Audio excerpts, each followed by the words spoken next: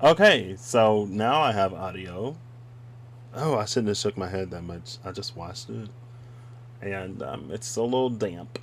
Anyway, so am I back again? Yes, because I'm Patrick. Welcome to this channel. I do this. If you're new, you may not know that. But I feel like I wanted to do something else today outside of the release. And then I thought of the ISK. Well, ISK.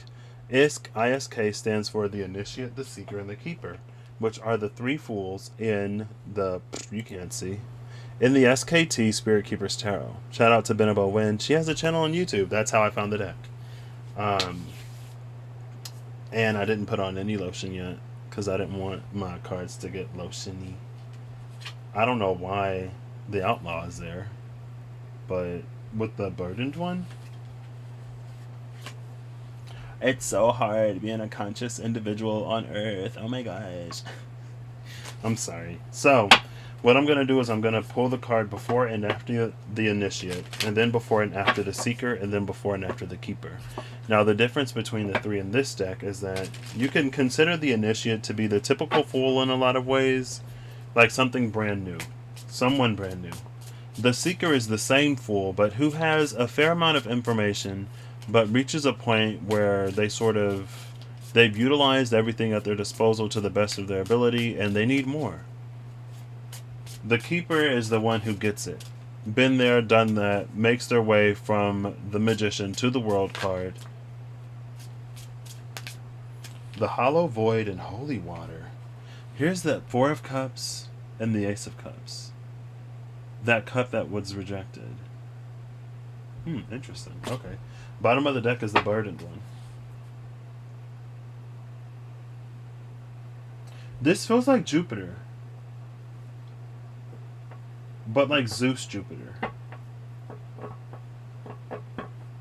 Feels like less like the planet, more like the deity. Who was that? Miss Remy. In the Pisces reading, she talked about Jupiter splitting the sky. And it's more so than the cloud down here. The cloud still in the sky feels like Jupiter. That cloud, I don't know. Neptune? So it's like a Poseidon and Zeus type of energy.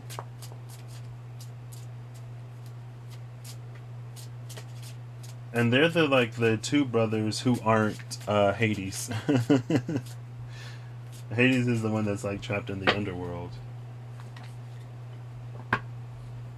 But they're like the main two.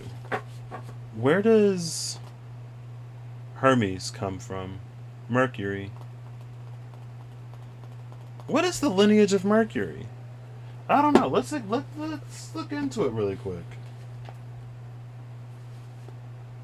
But anyway, so the Seeker you can think of as like, somewhere between the Fool, or somewhere between the Magician and the World. She gets a little lost, or she needs a little help. The Keeper is the one who gets all of it. And the Initiate is the one who is at the beginning of the journey. Mercury. Oh, not Mercury retrograde. We'll do Hermes. And not Hermes Trismegistus. Hermes the god. Not Hermes Luxury Company, and not Hermes Trismegistus. I just said not Hermes Trismegistus. What is Hermes god of, exactly? An Olympian deity. Yes, this one. Okay.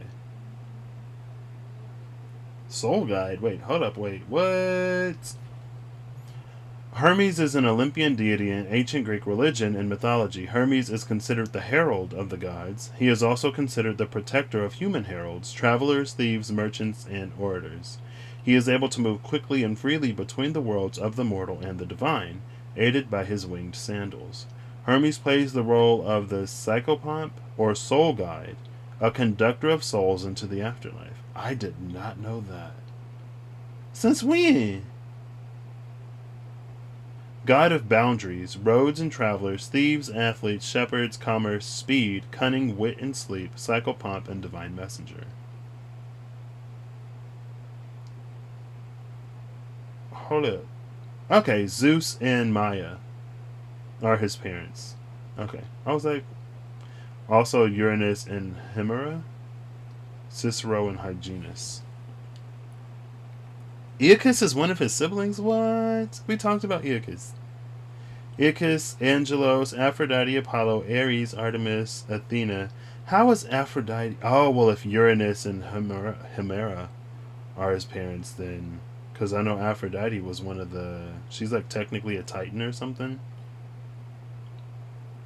Because she was born from the sea foam after Zeus castrated Cronus. Right?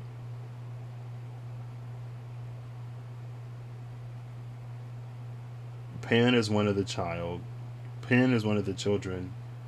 of Hermes. Okay. And Mercury is the Roman equivalent. Yes. Okay. So anyway, back to this. There was something. Let's get into the psychopomp, because where does that come in? I want to see whose soul he was guiding through the underworld or the afterlife.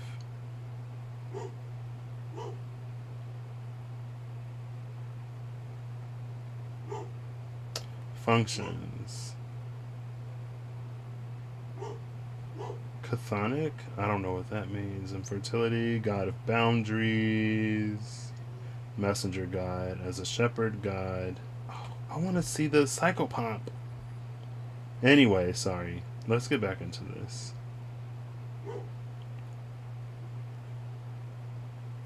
Psychopomps, from the Greek word psychopompos, literally meaning the guide of souls, are creatures, spirits, angels, or deities in many religions whose responsibility is to escort newly deceased, not diseased, newly deceased souls. 1 second, I'm going to turn the lamp off so you can see these a little better.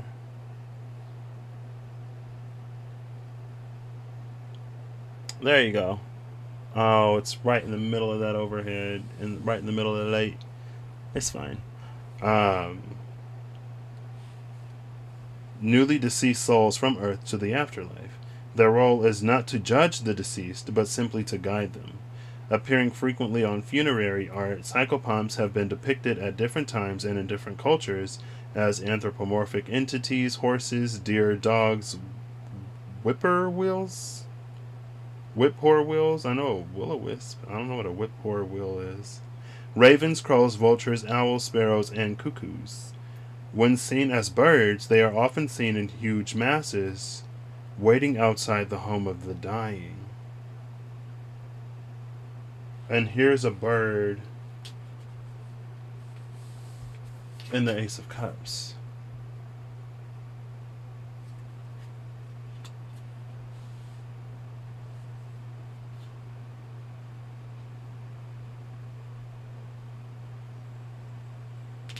And then someone who refuses to be guided.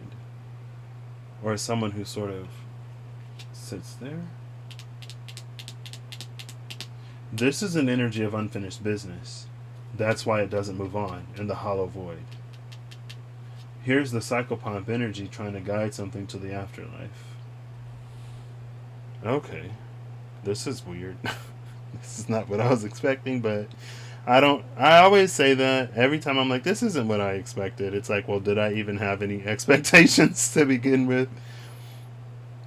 Where? Classical examples of a psychopomp are the ancient Egyptian god Anubis, yes. The deity Yama in Hinduism, never heard of them. The Greek ferryman Charon, yeah. And the god Hermes, what? The Roman god Mercury, the Norse Valkyries, yeah. The Aztec, I don't know how to pronounce that, and the Etruscan Van. Like, I typically associate Charon with the psychopomp in Greco-Roman mythology. Not Hermes. So what's the difference? Shiva. Oh, a form of Shiva. But leads us all to moksha rather than the afterlife.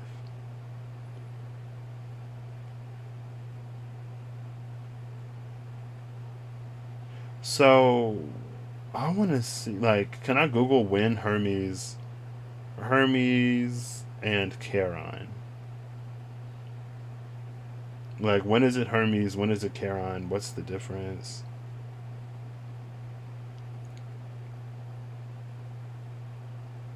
As a psychopomp, yeah. Okay. Well, now I know what the word psychopomp means. Hermes impersonating Charon in Hades, the game. Okay. Well, now I'm getting the Hades game on the Switch. Oh, it's not gonna. Thank you, Hades, for making it impossible now for me to get this answer. And this, it reminds me of when somebody was like, Disney came out with Frozen. This is so loud. I am so sorry. I see it frequently going into the red. I'm going to turn this down a little bit. I saw something on the internet that Disney titled Frozen Frozen so that when people Google Walt Disney Frozen, they get the movie Frozen instead of Walt Disney's head being frozen, right? And it was a way to like ice out that rumor, pun intended, by misdirecting the search. And it's an interesting energy. Because now I'm trying to find Hermes and Charon, and it's like Hermes pretending to be Charon in this game. Well, maybe it happened. Maybe if I search Hermes Psychopomp, it'll come up. Is Hermes a psychopomp? Was Hermes in love with Persephone? What? Is there some drama?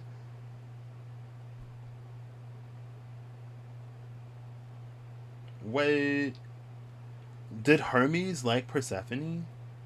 And then Hermes was the one that went to Demeter or Carius and was like, in her ear? Nah. Hermes as god of liminality and the guide of souls. Okay, well, as the god of boundaries and liminality, then, like, yeah, that would make sense. The master of in-between spaces.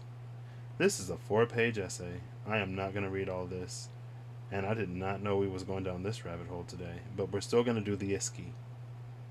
So I'm not going to timestamp this one.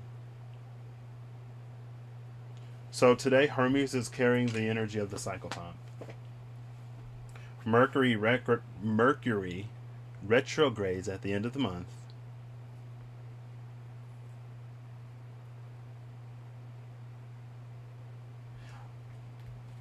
And it's almost like an energy. Ooh, this is perfect for the psychopomp energy. Because we literally have two worlds here. The North Node world and the South Node world. And the Nocturne is the card of sort of being in between. It's the transitionary period as we sort of phase from one version of reality to another one. And I was in the shower and I was thinking about, what was I thinking about? A few things, honestly. One of the things was how interesting it is that we kind of sort of, some of us leave a sort of religion where it's like only those who believe this certain specific thing will be saved, and we adopt a spirituality where only those who align to a certain thing will be saved, and the 5D and the 3D world will perish. And it's like, okay, more of the same. Interesting. It's also interesting though because I feel like if that were the case, then there wouldn't be such an importance and focus on the collective conscious and the collective raising of consciousness. It's almost like it's not going to be a certain select few group of people who will sort of make something. It's important that at the very least we all get the opportunity to be exposed to sort of making it, because we can't be held liable or responsible for things that we don't know. That's why Adam and Eve were fine in the garden until they ate the fruit of the knowledge of good and evil. After they had that knowledge, then they were responsible for that knowledge, right? Anyway, there was something else that came out, and now I just completely lost it. North Node world, South Node world, Psychopomp the Nocturne, transitionary period being between worlds. Maybe that was it. The thing about, like, why is it so important that we collectively raise conscious and awareness to make something happen if we can just sort of align to it ourselves and make it happen, right? What else is there? Can I get a card to remind me?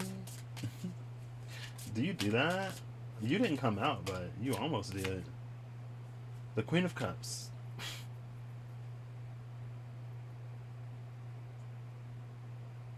See, it feels like the Queen of Cups it's carrying a bit of a Persephone energy today because of that.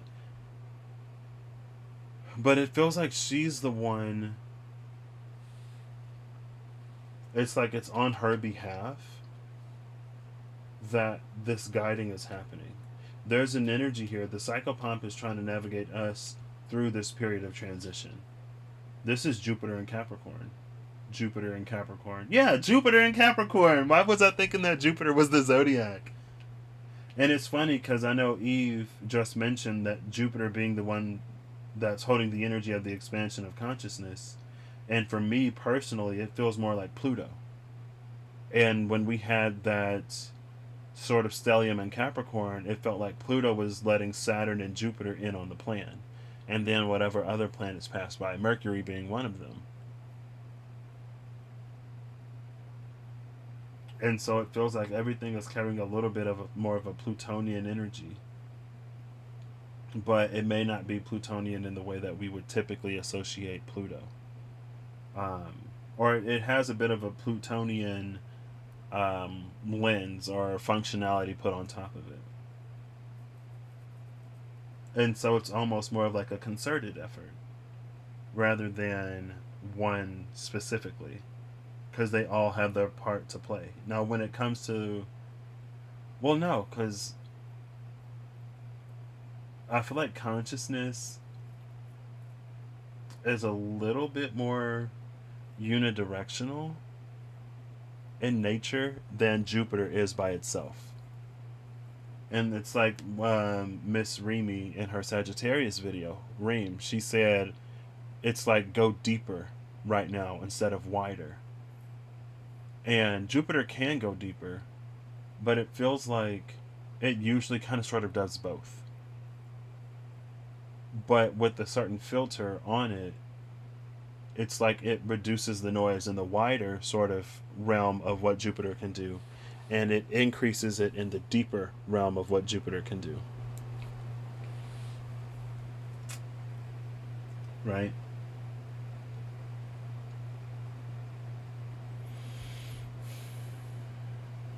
Oh, this is interesting. On the North Node world, we have Sagittarius at the top and Cancer at the bottom. In the South Node world, there's Gemini at the top, Sagittarius at the bottom. And like the last nodal axis was Cancer Capricorn, and we're currently in Gemini Sagittarius. But it feels like in the axis of Gemini Sagittarius, there's been a lot of like Cancer Capricorn energy. As far as like, we need to go within and we need to connect to spirit and find out what spirit really is for us and form that personal relationship and retreat and like all of that stuff. Like that sounds more like North Node and Cancer, South Node Capricorn. Right now, we're in North Node Gemini, South Node Sagittarius. And I'm not surprised that we kind of sort of play energetic catch up. And it feels like for some things, the energy sort of present themselves before the alignments happen. And the alignments happen before we sort of get on page with that energy. And the energy of like allowing things to be rewritten, it's an energy of catching up. Because it's like a story that is continuously sort of being written and writing itself. It's just like watching a TV show, right? A lot of times we binge watch, but if we're binge watching something, then it's already filmed and aired. It's already done. And that's kind of sort of how we typically live it. But in allowing the world to be rewritten on that growing expansive edge in the space of so much change, if we can allow ourselves to be in a position of change, then we get to, it's like we're reading it as it's being written. We're watching it live as it's being recorded. And when you watch it live, it's less edited. So it may be a little bit more chaotic. You may see the cut, like redo that, like do another take. It's a completely different experience. Okay. So these go back in the deck. Now I do the ISK. And I said I wasn't going to timestamp this. Man, I just got so hungry. I'm starting to get warm and hungry. No. I was gonna eat the shrimp, but that didn't happen. 1 second, I'm gonna take a sip.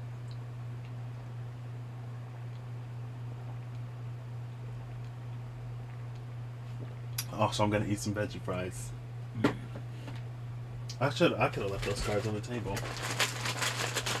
And I'm gonna flip the camera. Boom! So when it flips back, then you know. And I'm dark. Hey Siri, turn lamp brightness to 100%. Siri is not listening. Hey Siri, turn lamp brightness to 100%.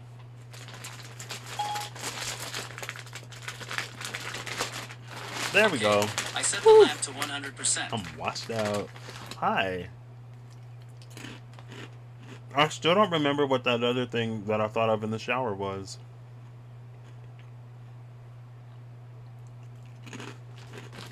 Two of Pentacles. So, so I watched Untitled Tarot. I watched Lauren's Schumann Resonance video because I biked a little bit before I got in the shower. And honestly, it made me think of last night or yesterday, in Miss Remy Healing's Outside World of Nature, integrating with the inside world of the psyche. Again, I forget what the title was, but that's most of it. And it was about the fairies. At the end of the video, when she's like, don't hold back. And then it's like, I feel like it'll be interesting what a world full of people, or a world with people who are connected, who are increasingly more and more connected to the divine nature of who they are, to the truth of who they are, in a space where they don't hold back, they're not reserved, and they're not sort of like silent and off to the side, like what that world looks like. That's what it was. Okay. Thank you. It eventually came back. Because I was thinking about, first it started with, again, it's kind of sort of how we trade one hierophant for another, and we can hold sort of similar beliefs, just packaged differently, right? It's like, instead of believing that only Christians are going to go to heaven, now you believe that only people who align in a certain way are going to make it into a 5D reality, and everybody else is going to be left on a perishing 3D earth. Right? It's similar. And then it was like, well, why is it so important for the collective consciousness to rise in order for us to make this transition? Because if that were the case, like, then those who align to it would get it, and those who don't. There wouldn't really be a need for it to happen on such a collective level, if that's how it was going to play out. And then it made me think of how, under like these it also made me think of how interesting it is that some of the characteristics of, well, I was already thinking about this, how some of the characteristics of the age of Aquarius, as far as like, you know, a more harmonized collective, and, you know, us solving issues that affect the world, it's like the end times in the age of Pisces, more specifically in Christianity, because that's what I grew up in, watching movies like Left Behind and Megiddo, and like hearing about the Antichrist and stuff like that. It's interesting that a lot of the age of Aquarius energy is like that doomsday end of the world. But it's like the end of the age of Pisces. It's the end of the age where the Hierophant has as much power and as much control. It's the end of an age where, in the name of what we believe, we will literally like end other people. I was like, that's interesting. And I don't know if that says as much about the end of the actual world as it does, like, again, it's like Hierophant energy conditioning us to see the end of an era where Hierophant is as prevalent and powerful, and as where it moves us to do these things that the divine wouldn't ask us to do. I guess us to see that an end of that as the end of everything. And again, from a certain perspective, it's just more telling on the Hierophant than anything, or whatever that governing system sort of is about. Like, if it can't sustain itself in a position like of peace where we're not like fighting each other, where we can accept that different people believe different things. Like, if they can't exist there, like, isn't that weird? Maybe it's not. I don't know. But I was thinking, in that age of Aquarian society or energy, where it's about a collective of individuals, where it's not so heavily emphasized that we all sort of conform in the same ways, what does that reality look like?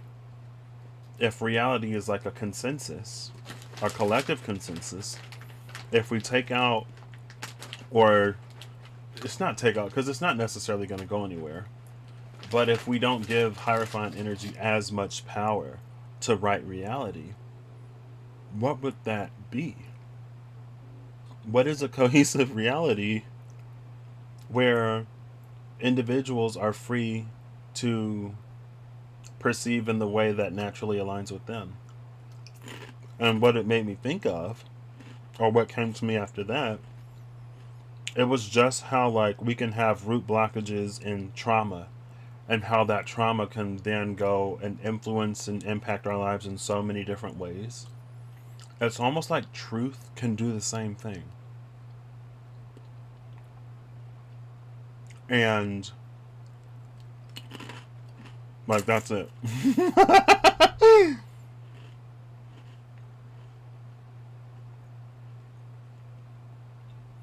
Because there are certain fundamental, and it's almost like, well, you know, because if we think of the collective as every individual on this planet and not just adults, now we have like children in the collective, and we have adults with fantastic imaginations in the collective.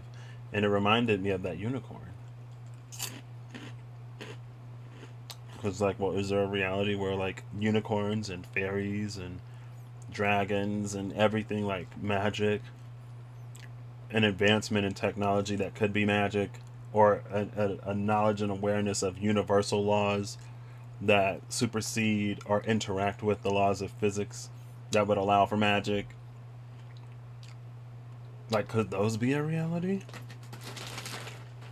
And I don't know. It's a space that's not written yet. Or it's us allowing ourselves to interact in the space in a way that we don't yet.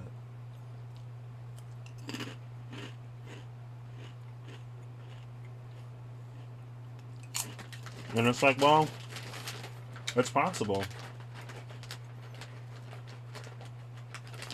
It's like the magic is bleeding into our reality. Because we're not going to be weird and like do that thing where we capture it, dissect it, kill it, make it another. Like, I only watched a few episodes of Carnival Row, but it was like there was racism until they discovered like fairies and orcs and things like that. Then it's like humanity pretty much came together, but then they started treating everybody else other, and they started making them into slaves. And it's like, oh my gosh, why can't we just like get along and get along? Why do we have to like unite under some kind of common enemy? Or why is that always sort of like advertised to us? Why is that always marketed to us? It's not until we have a common enemy that we'll be able to unite. Like, why can't we just get along? Alright. I am going to timestamp this since I took a veggie fry break.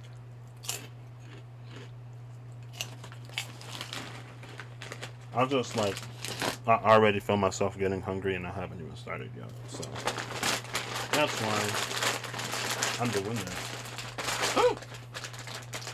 Oh, chips just almost went everywhere. Everywhere. I remember when I first tried veggie fries and I'm like, ugh. These do not sound like they'll be good. I'm like, wow. They kind of like are veggie straws. They curb my French fry cravings.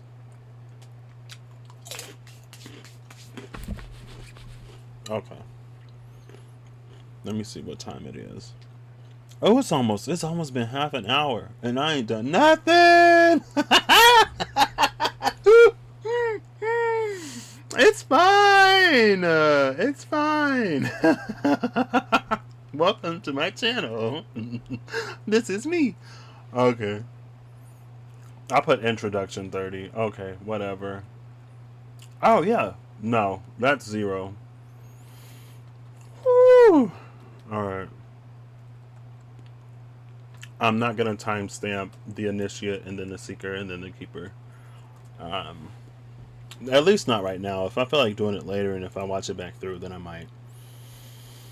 Oh, goodness. It's been 30 minutes.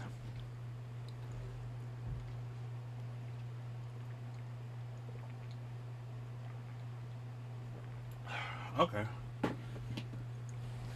And the sun is participating with that Schumann resonance. Hey Siri, turn off lamp, please. Okay, the lamp is off. There you go. Ooh, the healer at the bottom of the deck. I was just trying to see if you can see the cards. 2 more. 1 more. Last one. And I think I'm going to shuffle this every time. But I kind of want there to be some like mystery or intrigue. That's how I'm going to do it. And we're going to assume that it is not in here. So now I'm going to flip it over. No, I'm going to keep it this way because this is topmost. Oh, the Magician, the Ten of Swords, and the Archangel of Mysteries. But again, it's like what the collective is now asking for. Old energies, old systems of governance, maybe even some old ways of believing. It doesn't support it. And so it's manifesting that ending. But more so than manifesting that ending, it's manifesting a space that is capable of supplying what we want in the beginning. And the Archangel of Mysteries is here in that sort of psychopomp way. The Archangel of Mysteries is a psychopomp. Angel who illuminates the shadow. She's the one who's permitted to walk the lower realms, the higher realms, and the realms in between. And because she can do all that, she can guide lost souls. Psychopomp! Kinda. Because I guess psychopomp is more for the afterlife or towards the afterlife than just like guiding lost or guiding souls. But anyway. Looking for the initiate. And we're just going to assume that it didn't come out here or here. Because if it did, then we will handle that accordingly.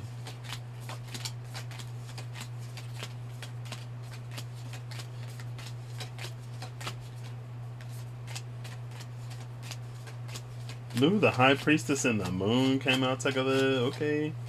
There's the Seeker.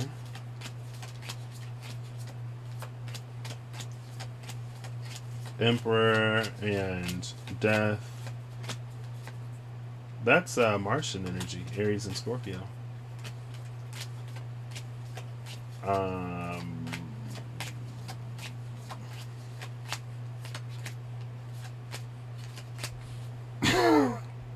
I didn't see the initiate or the keeper. Is this gonna fall apart already? Let's see. See, I wanted those to be a mystery. I did go through them kind of quickly, and it's very likely I could have overlooked them. That's the Three of Swords. So I overlooked something. This is the Keeper. So the Keeper is outside. I overlooked the Initiate. Are we going to start here instead? This was at the bottom of the deck, too.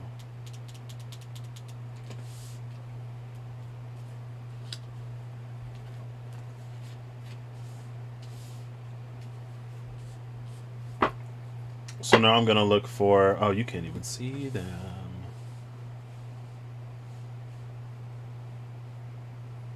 This is at an angle. So it's gonna be a little weird, but that's fine. I've been using the word weird a lot lately. Have you noticed that? I've noticed. There we go.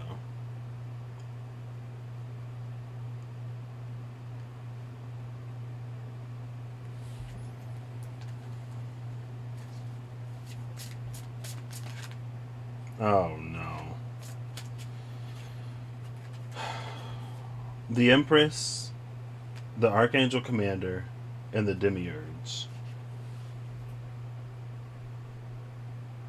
This is divine.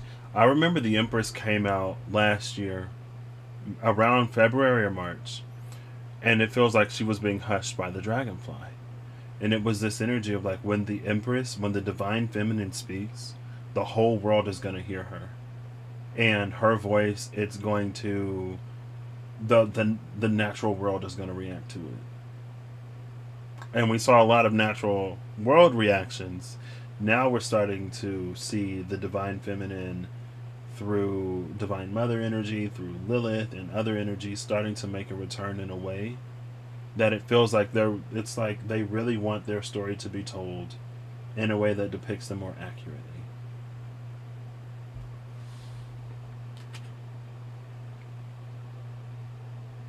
And the demiurge is one who has the power to influence reality. Then we have the convalescent, the haunt, and the stronghold of flame.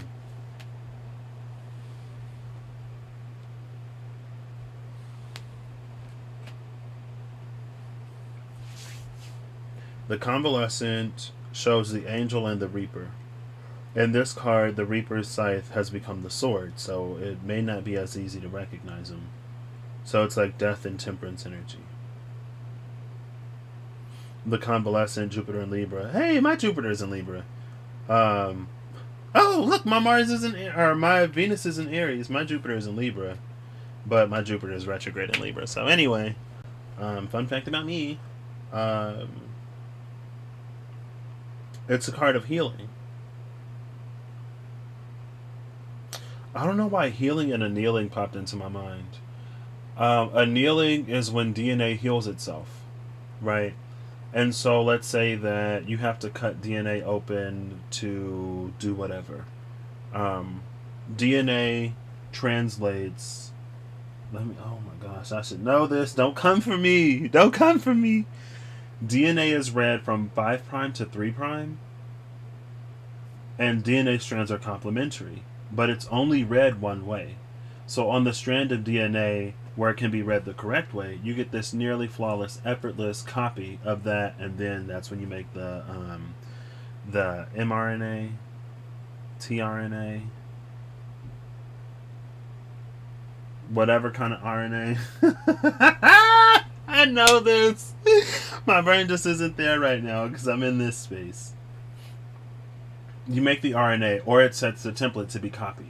But on the other strand, because it's like one strand goes up, the other strand spirals down. And so on that strand, since DNA can only be read from 5' to 3', what it does is it'll start here and read there and then stop. And then it'll start here and read there and stop. And so you have these different fragments within the window where it could be read. And those are the Okazaki fragments, because Okazaki was the one who discovered the fragments, right? And then you get like primer RNA, where like you'll start, and then what'll happen is you'll get these pieces, and then they'll be annealed together. They'll sort of be like, so you don't get this like jagged sort of frictiony thing. Or anytime like DNA has to repair itself, first DNA like has to unwind, so it's not wrapped around the histones, bundled up like how we see the chromosomes, because you can't read anything when it's that tight, right? So first it has to relax and unwind, and then it has to separate, so you can read one strand apart from the other. And also, again, if it's like if the DNA needs to heal, or if it catches a mutation, what it can do is it'll cut it, it'll ligate it, it'll come in, fix it. You get your proofreading equipment, right? You ligate, and then to heal it, you anneal it. And so, like that annealing,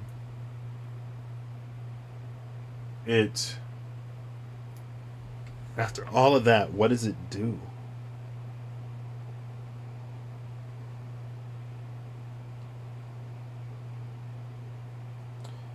See, because there is the energy of the Okazaki fragments here. And that's the Nine of Swords down here. It's where we try to sort of bridge the gaps.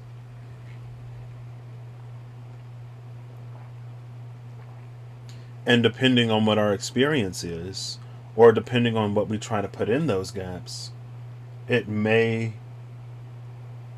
be further from this energy. It seems like more often than not, we try to put in shadow.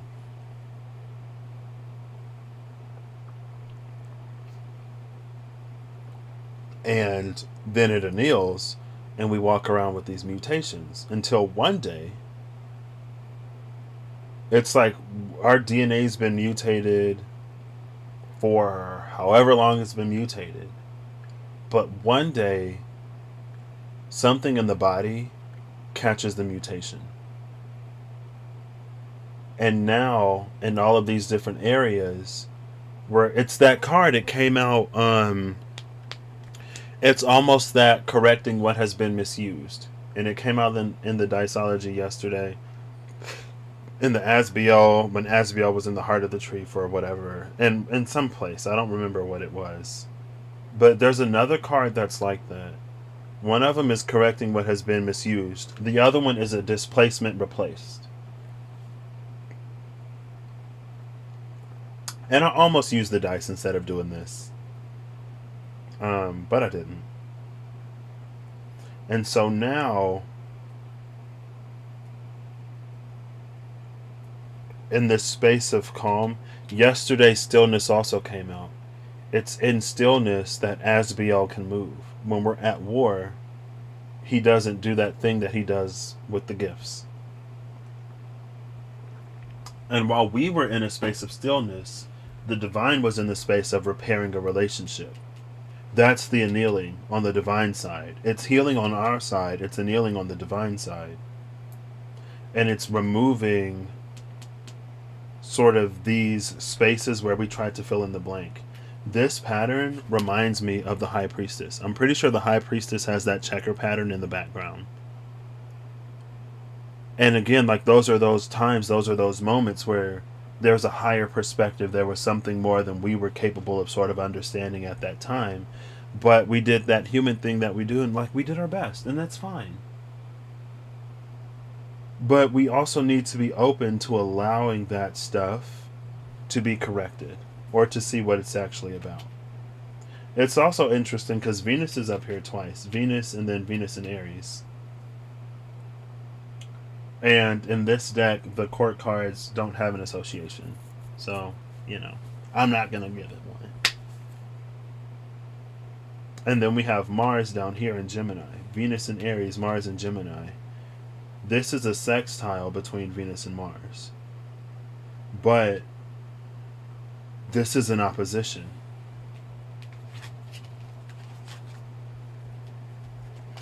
So this demiurge, the ability to rewrite and recreate our reality, it's opposing this healing in the Four of Swords. And it's opposing the expansion. That's Jupiter in Libra. Oh, my finger's in the way. 1 second. That's Jupiter in Libra. That's an opposition between the two great benefics. And I have this natally in my chart. But Jupiter's retrograde, so I don't know if it makes it worse. Not about me. Okay. Sorry if I just screamed in your ear. I apologize. I'm going to turn this back down. I wasn't too loud for a while, so I turned it up. Okay. I am sorry. Even though I laugh, I apologize. This is an opposition. It's like this healing, this rest, this peace, this stillness that allows for the annealness. Okay, I just did that. I'm sorry. That's an opposition. It's easier to create our reality with this sextile. From the Nine of Swords perspective, though, it's like manifesting our anxieties, our worst nightmares, our fears.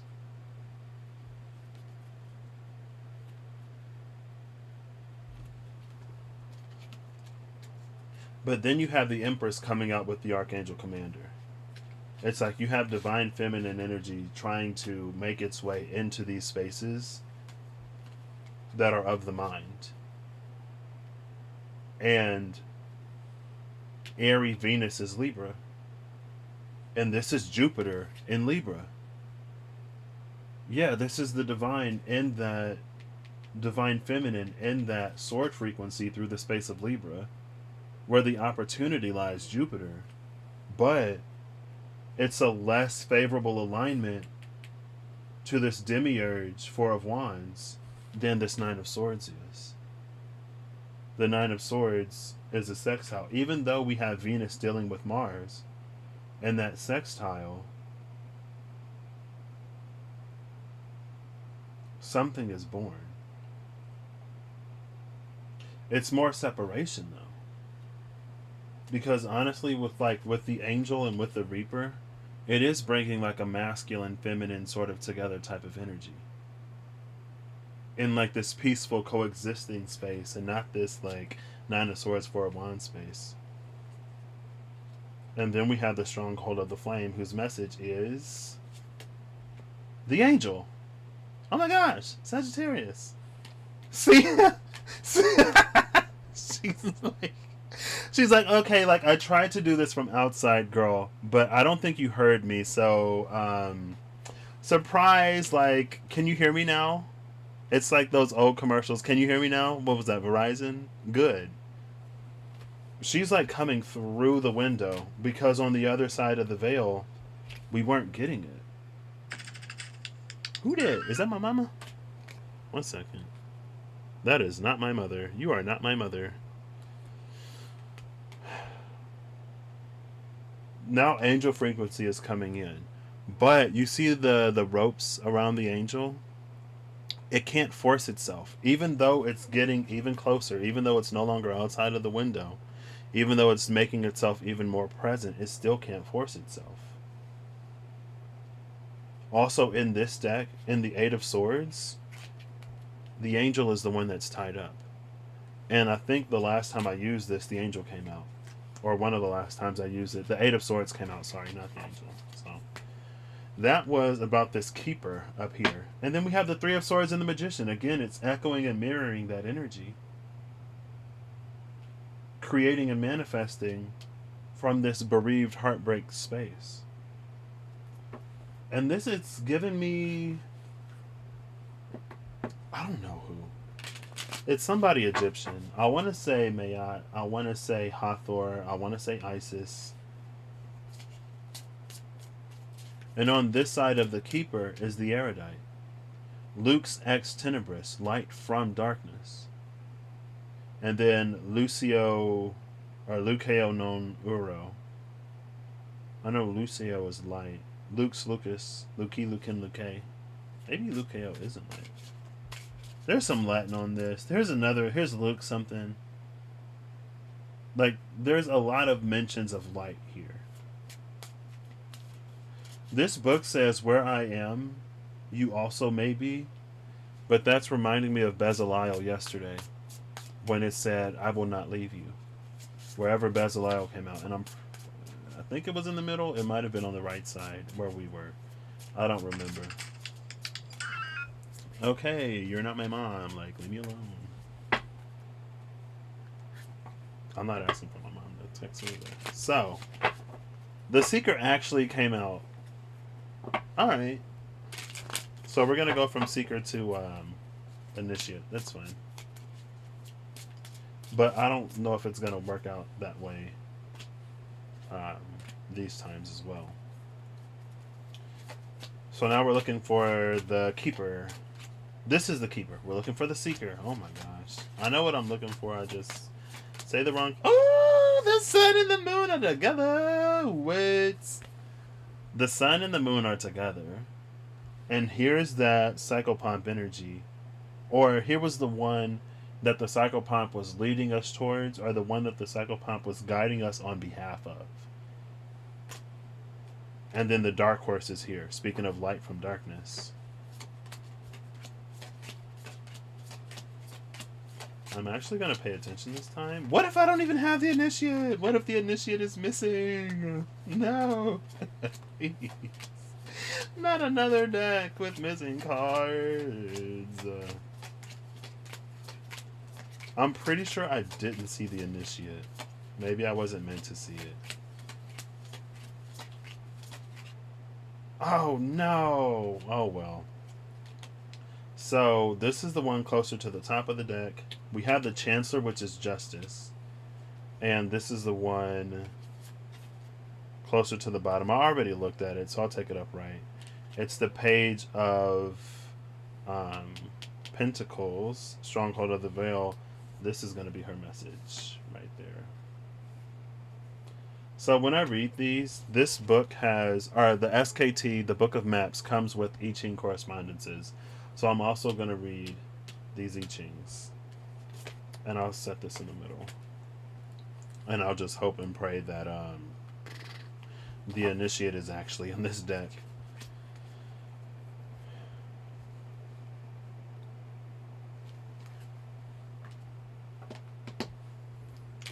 This is going to be a long one. What I could have done was like set this up live. Actually,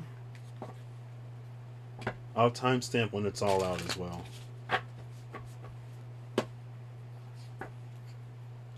Ooh, the outlaw and the angel at the cut.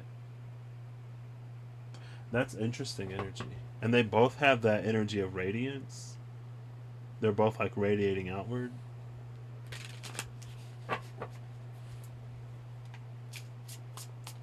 Three, two. Ooh. Oh no. If anything comes out, I gotta stop and talk about it and then basically start all over. So we have the Stronghold of the Grail, Page of Cups, the Shining Quarry, and the New World Order card. This is Saturn. Saturn in Libra is here in the Three of Swords. Libra is here in the Chancellor, Justice. Oh, Justice came out! Oh my gosh! I didn't even notice that when it came out.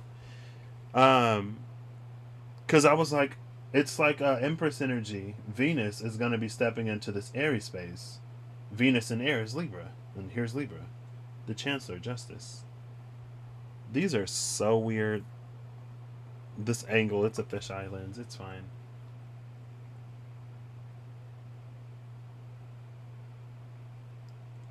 There's a scorpion on this. A lobster, sorry. There's a lobster on this, but it reminds me of Scorpio. And there's a scarab on this. So there is an energy of transformation and enlightenment between these two.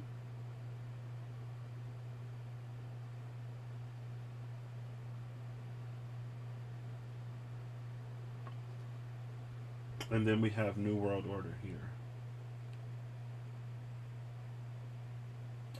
So Scorpio and Aquarius are looking down from below. Oh, look, that's one of the rays from the angel card. I don't know where she went, but that's one of the rays from the angel. Now we see the end of this rainbow. It's New World Order. Scorpio and Aquarius are looking down from above. Leo and Taurus are sort of on the ground. And then we have this pelican, I believe. And, or maybe it's not a pelican. Whatever this bird is, when it doesn't have anything to feed its babies, it'll feed them its own blood. And I used to think that those were worms. I was like, oh, she's got worms for the baby, but she's piercing her own chest to feed them.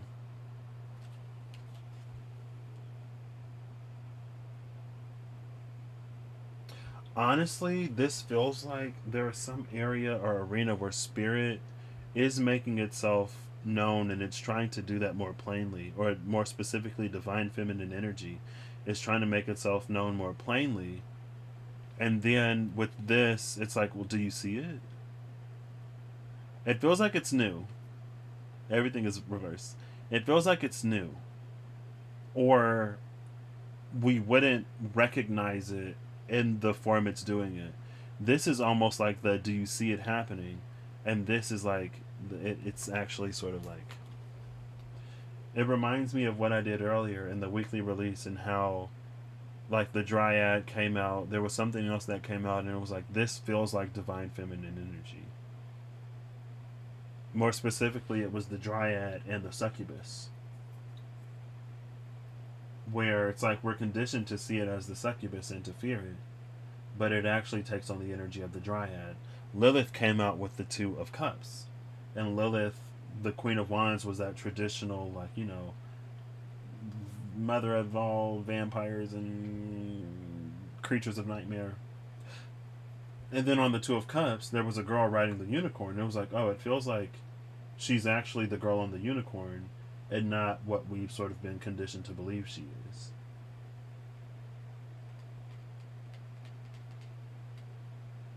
And so maybe this is us operating within that new understanding or seeking more truth beyond what we've been conditioned to believe. And it's those new truths that are going to lead to a new world order. It's like because now that we know better, we're not going to be as complacent and we're not going to settle for less. Like that frequency is like been there, done that, it's over. The Empress and the Eminence, Nine of Pentacles at the cut. Okay. Who is this? Oh, that's Venus and Virgo. Venus is like all over this today. Come through, girl. Come through. Yes, mama. Alright.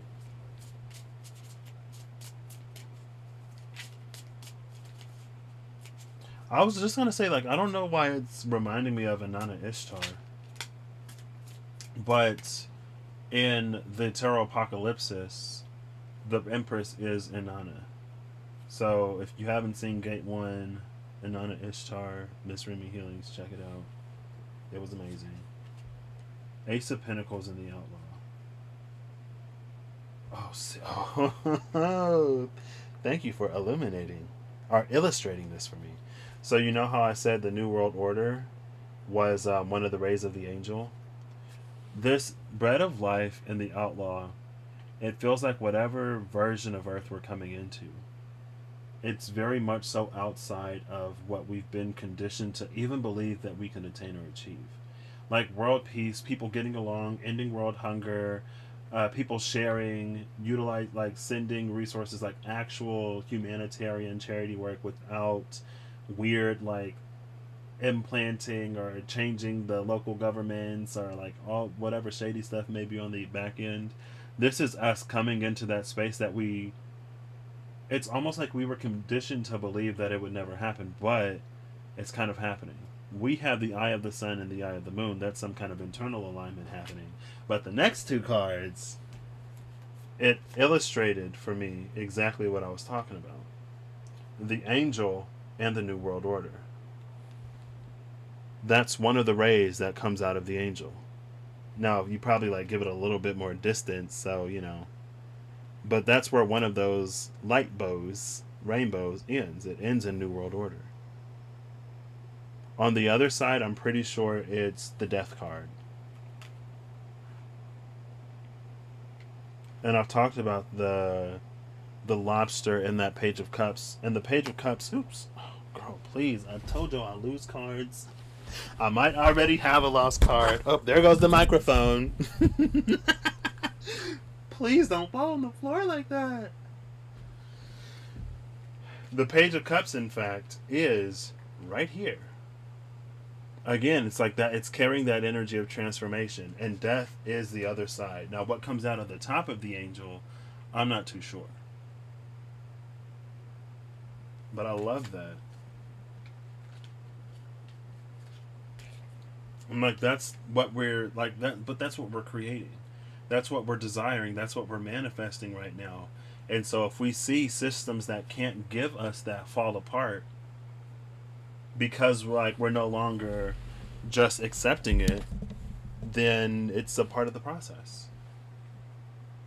Like, let it be, let it go, allow for something better, and like we also have to create it too. So 3, 2, One more, and let's go. Again, I don't know if this card is in here, but now I'm going to look for the Initiate. Two of Cups, Archangel Commander, the Memory Keeper. I love this energy. That's an energy of like self-reclamation.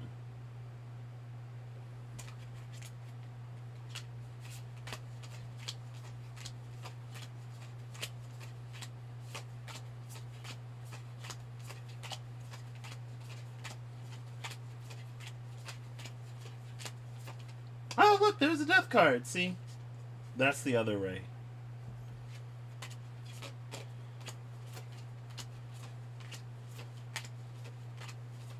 Oh, it's here! Oh, thank you. I was like, I don't know if this card is in here because I have not seen it. The Tower. So you know how I was talking about, ooh, that's a lot of Martian energy between the Emperor and Death. Now Mars has come out. Did I shuffle the Seeker back into the deck? No, it's right here. Okay. I was like, excuse me? So, look at this. The Emperor standing victorious. Six of Wands. Who is Six of Wands? That's Jupiter and Leo. Okay, work. Bottom of the deck. Bottom of the deck is the Holy See. In this deck, again, it's all about going beyond the Holy See. It's all about going beyond the Hierophant and knowing the divine for ourselves. The two pillars in the Hierophant, one of them permits, the other one prohibits. So it allows us to know what it allows us to know, and then it keeps secret what it keeps secret. Or it tells you like what you can do, and it tells you what you can't do. And since I'm here, might as well find it since I talk about it so much. And since it came out earlier today about, like, you know, trying to make sure that, ooh, the Emperor is with the Sun and the Moon. Okay, like that. Trying to make sure that we're not being golems out here, just carrying out the wills of those who don't necessarily,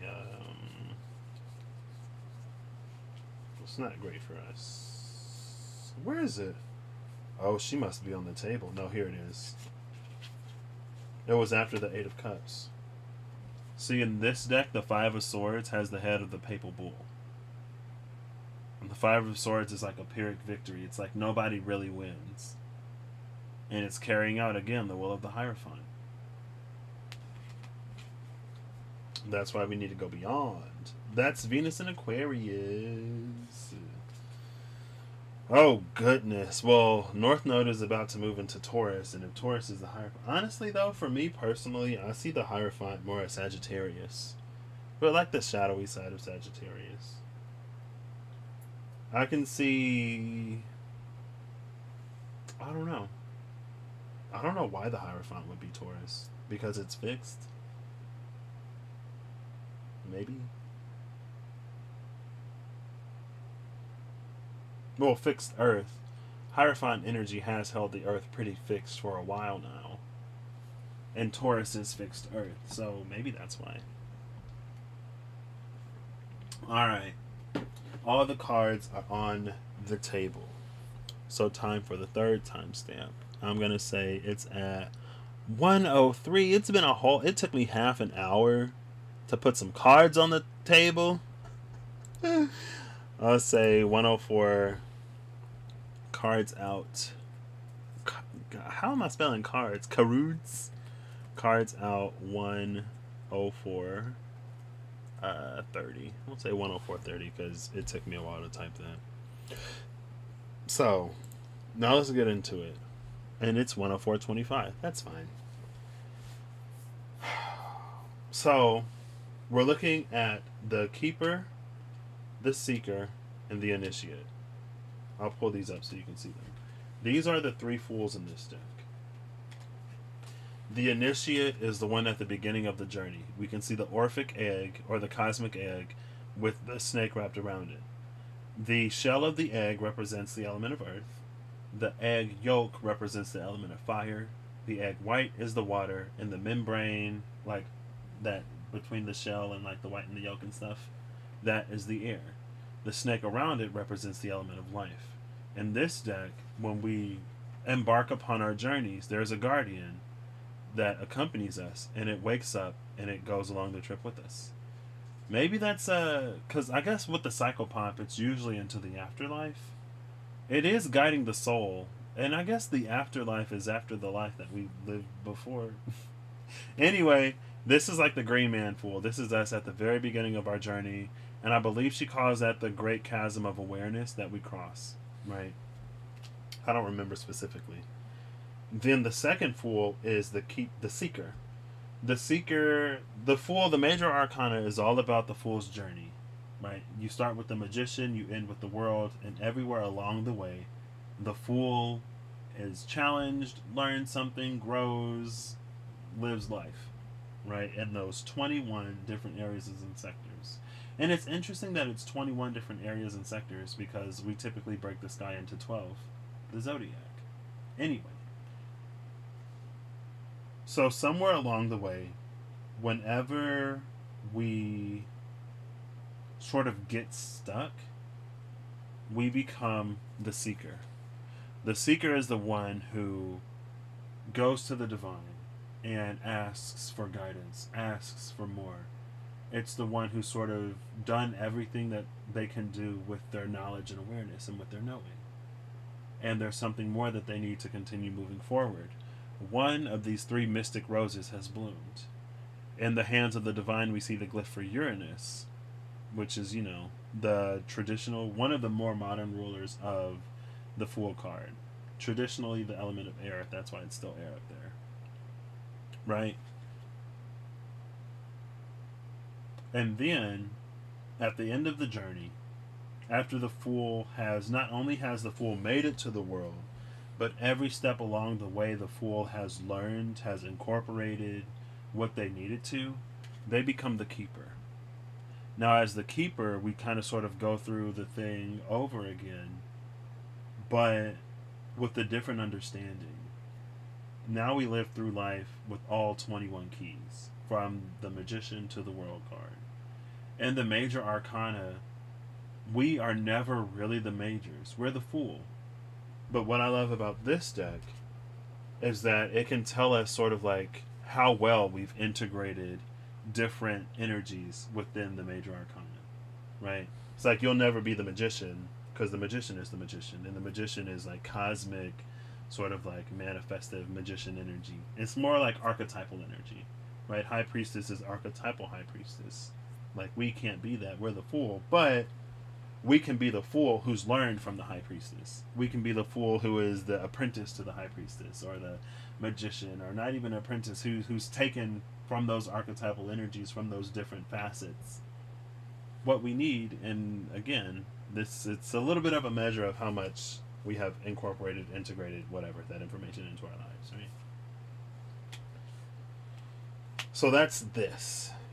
Now, I wanted to go from the Initiate to the Keeper, but for some reason, I ran through the whole deck, and I didn't see the Initiate. And then the second time, I didn't see the Initiate here either. So that's why we started with the Keeper instead of the Initiate. Now, on the outside, this is the top of the deck. This is the bottom of the deck. This is the card that was before the Clarifier, the Significator. This is the card that was after. This is the only one face down because I remembered to put it face down here. I forgot there. I already looked at it. It's fine. And so what I'm going to do is I'm going to do the I Ching. I'm going to... Oh, gosh. There's an energy of like transmutation or like bridging the gap. This is a little bit more of like what we know or where we stand. This is meant to be the space that we can come into. Where we know and where we stand up here, it's the Three of Swords, the Bereaved, and the Magician.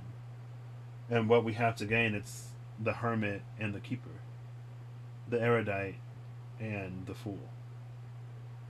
So it's like instead of, creating and recreating a world that proliferates, perpetuates the hurt and pain and disappointments that we felt, we have the opportunity to gain the wisdom and knowledge to become the light from this darkness and to move into something new. Boom. I actually kind of sort of want to read the Keeper because it mentions the raven, it mentions the annealer, and it's like, is it a black raven or a white raven? Also, there are 3 doves in this card. On the Ace of Cups, we saw one of them. There's the one at the bottom and then the 2 on the sides.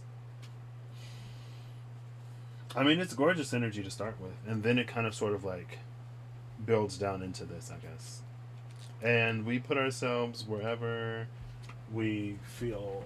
I'm gonna switch glasses because the text in the little white book is little. And we're just gonna see what this is.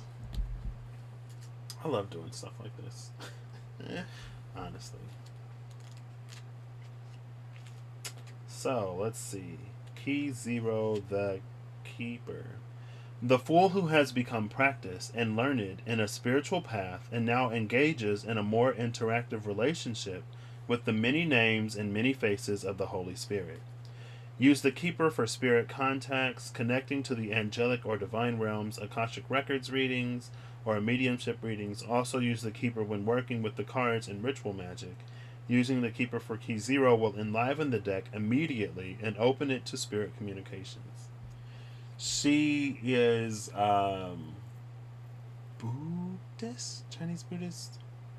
She incorporates elements of ritual into her deck and into the book of maps and stuff. So it's a lot more expansive than I have a need for, but it's a gorgeous deck. I can't wait for the 3rd edition to come out. I'm going to get that too. So anyway, it's the practiced fool, the learned fool, who engages the world from a space of that more interactive relationship with the many faces and facets of spirit. Right? So on the left side, I also have my Tao Oracle because it also uses the I Ching, and so I'm going to read it first in the Book of Maps, and then I'm going to read the entrance from the Tao Oracle, just to give us a different flavor. Honestly, I'll do it. Well, I'll see how I feel, because I'm kind of sort of like, well, this video is already an hour long, and that's more reading. That should be said. But maybe not. We'll see. Where's my phone? So I can pull up the Book of Maps. Ooh, I should not have let this sit on my laptop. It's warm.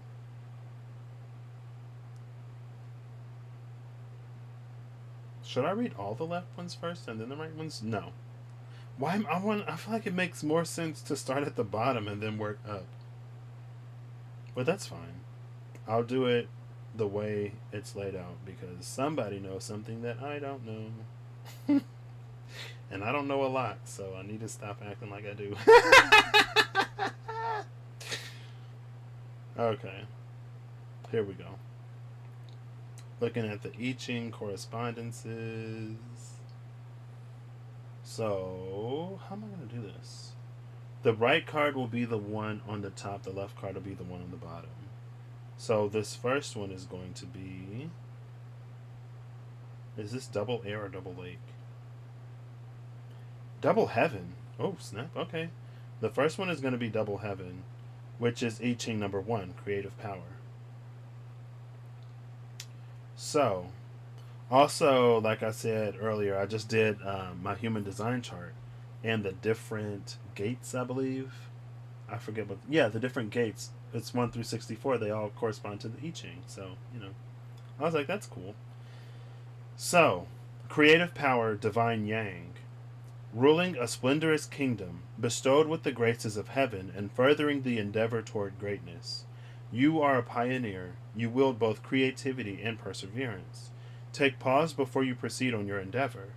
Do not act on impulse. Instead, be receptive to the directive power of heaven over you. You want to be assured of your course of action before you proceed. Once you are assured of your course of action, act swiftly, firmly, and with conviction. Sublime success shall be yours. And then over here, the one is, how am I doing this? You know what? I'm not going to use this book. Check out the extended if you want that. I'm just kidding. That was a bad joke. I'm not doing it. That's too much. So, there is this like, oh, divine yang is like divine masculine. Right? Yang masculine, yin feminine. Pretty sure. Yeah, supportive power, divine yang. Yeah. I don't know why I'm getting confused today. Right? Girl, hold up. I don't know anything anymore. I question everything now. It doesn't matter.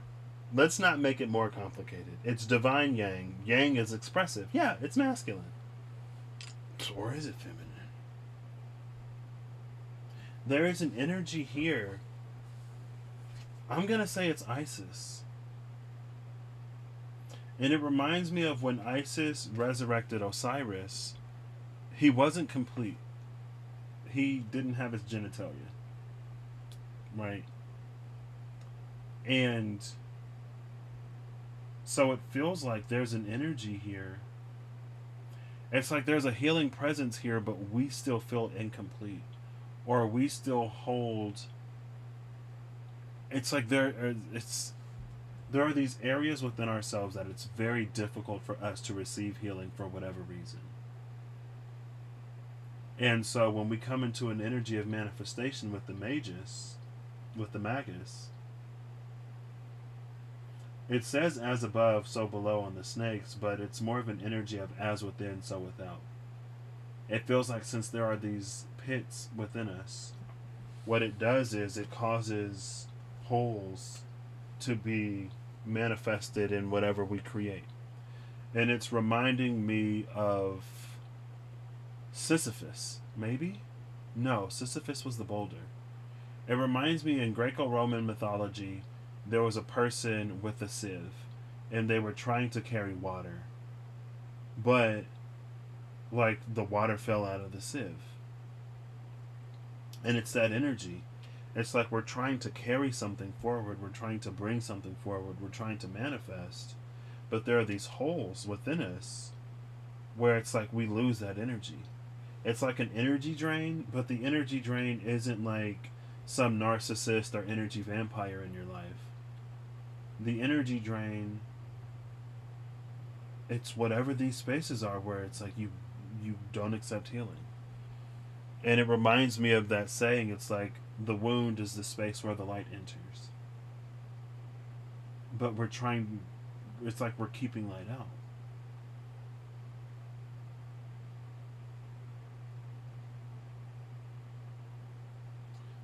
And maybe with that I Ching, it's a little bit... It's made less divine. And again, I feel like I feel like I've been shouting out Miss Remy Healings a lot, which is great. But it reminds me of the Mask of Truth in the reading yesterday. And it was that, like, maybe the truth is that we're not as bad as we think we are. And that's what, like, it feels like that's the truth that's trying to be made. And it reminds me of, like, it's like in Christianity, you go back to the Garden of Eden and how, like, we're sinners. And, like, Jesus died on the cross because, we're sinners and we're not worth much. It's only through him that we're redeemed. But it's like that redemption, like, Jesus already died on the cross. So whatever needed to be corrected for, it's already been corrected for. We don't have to keep carrying forward and carrying this narrative of how, like, broken and imperfect we are. And, like, are we perfect? No, but are we perfectly who we are in that moment where we're supposed to be? Maybe. I believe that perfection is more relative than absolute. But I believe a lot of times we look at perfection as absolute. It's this absolute thing that we never attain. But it can be this relative thing that we are in every moment.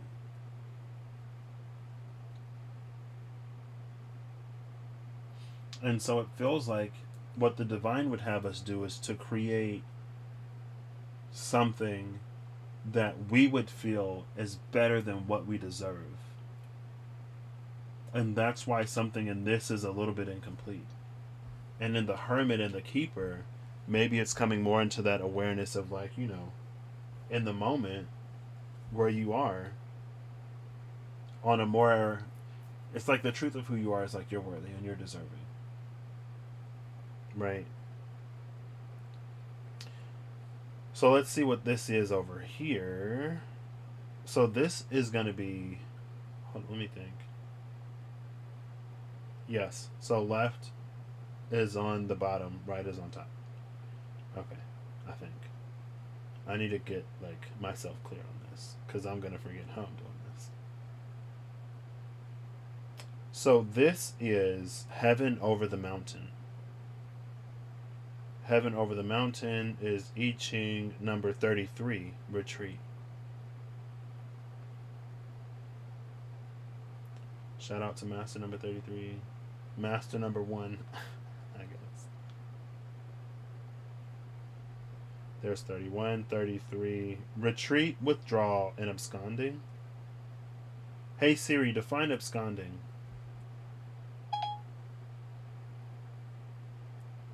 Abscond means leave hurriedly and secretly, typically to avoid detection of or arrest for an unlawful action such as theft. What? Fail to surrender oneself for custody at the appointed time. Escape. Entirely abandon a hive or nest and a colony of honeybees, especially Africanized ones. Okay.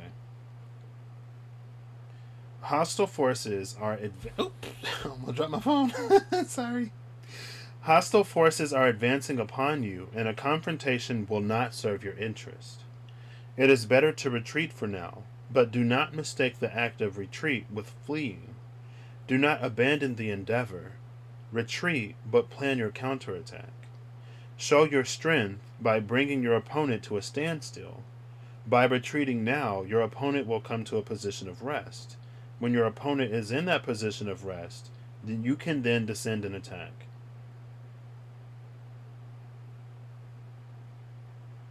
So this is feeling like it's an energy of, it's a humbling energy.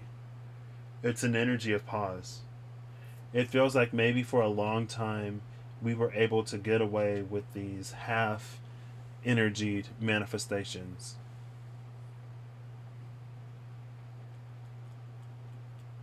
But us being in a position where those half energied manifestations got us something, it's like it's separated us from our potential, from our greater potential, or from actualizing that potential. Because it's like, well, now it's been affirmed that we can get more with less. And like this energy, it feels like this is the reason why the Nine of Swords had a better alignment to the Four of Wands, than the Four of Swords did. Because in the past, like, healing was this bothersome thing that, we do a little bit and then we get more. Right? Again, like, I just started my journey 2 years ago, so I don't know what shadow work has looked like. And I don't know what shadow work looks like for anybody else.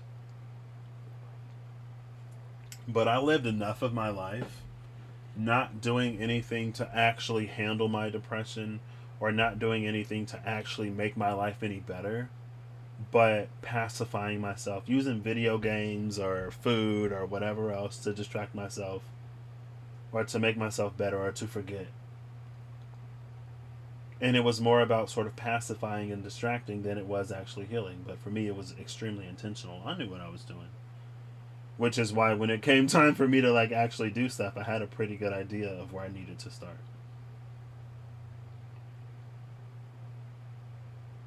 This, it feels like a little bit of that conversation that Saturn and Pluto had with Jupiter.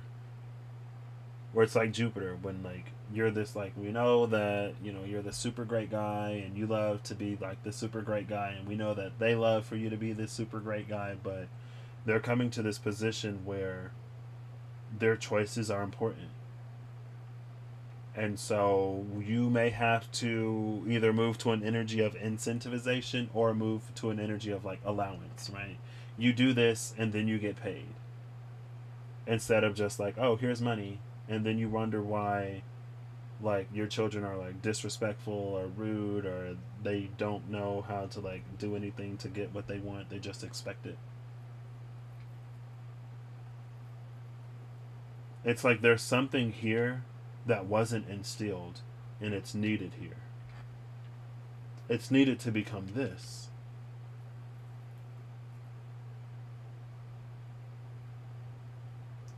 And with this, again, it's like I feel like we've been healed enough to be mostly functional.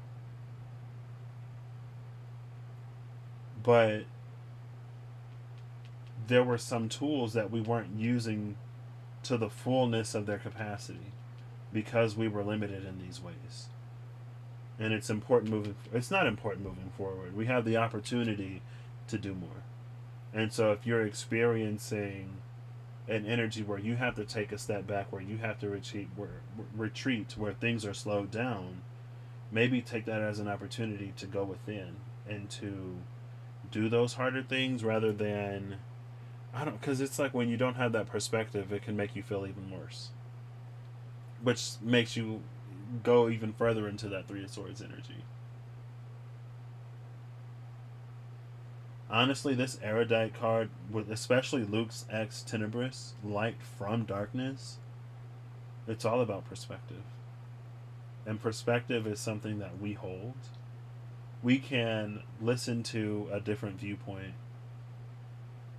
and it may or may not change our perspective, but it's, I don't want to say it's on us, but it's on us. So the keeper is the one who sees the wisdom in all of this heartbreak, who sees how this energy leads her to manifest things that aren't that great, or who sees how these holes in her heart lead to these holes in her reality and her manifestation and her experience and whatever she does, right? It's like from this perspective with the erudite, she can now see, she can map those holes, or where different things in her life has fallen apart, or where she experiences some trauma, some trigger. She can map all those back to those things within her heart. And as she heals, she'll begin to see how that healing, how like now that there's not a gaping wound there, how that echoes out and mirrors out in different parts of her experience as well. That's what's being offered up here on this level. And it makes sense that, like this is with it makes sense that this would be what's beyond the seeker. Because again, it's like with the Three of Swords and the Magician, you can move forward, you can get pretty far.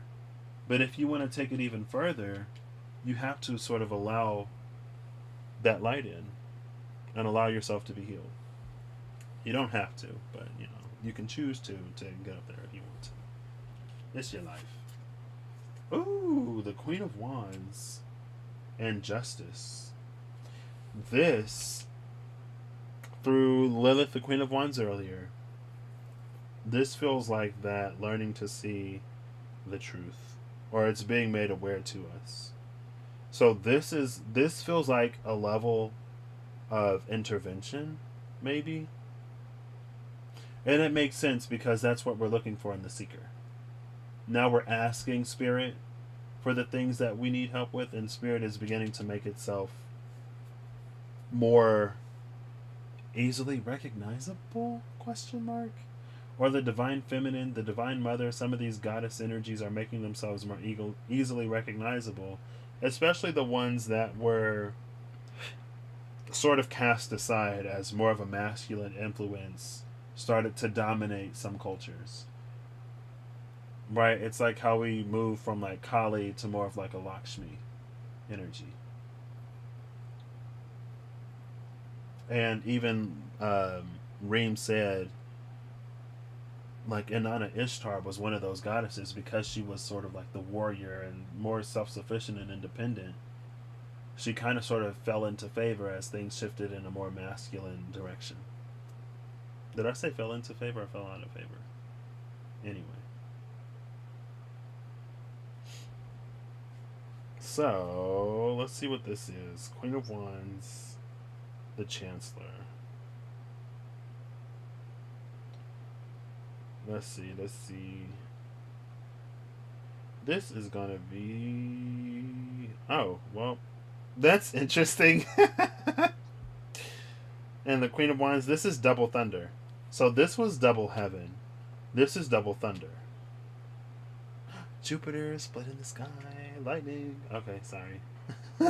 I'm such a fan. Both of these are double energies. Both of these, I don't think the Tower is a double though. It's not. Both of these amplify this even further, which is interesting. This is going to double whatever you put in. So when you get into the realm of the Seeker, now we see where your energy, it's like it's a lot of things mirror in a lot of different aspects and ways. But it's the energy of like once you know something, you're responsible for what that knowledge and awareness brings you. So now, instead of it being a fixed sort of energy, it's this double. But it's still, at least up here, it's still fixed on this side. So if you want to take it further, it's like it's dependent and reliant upon you to align to it, more so than it sort of just happening. Because again, it's like, then we create these realities with holes in them, where it's like we introduce even more paradox. Anyway, I already forgot what this is. Double thunder. Just remembered. Hey, thank you, brain. Double thunder. This is I Ching number 51. Looks like sharp turn. Ooh, sharp turn. Okay.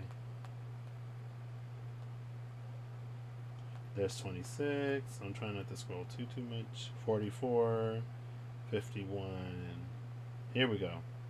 Sharp turn. This is unexpected sharp turn and a great thunderstorm. Oh, the year of the blue lunar storm. Work. The shock of fate has hit you. Circumstances seem beyond your control. In the wake of cataclysm, your will is weakened.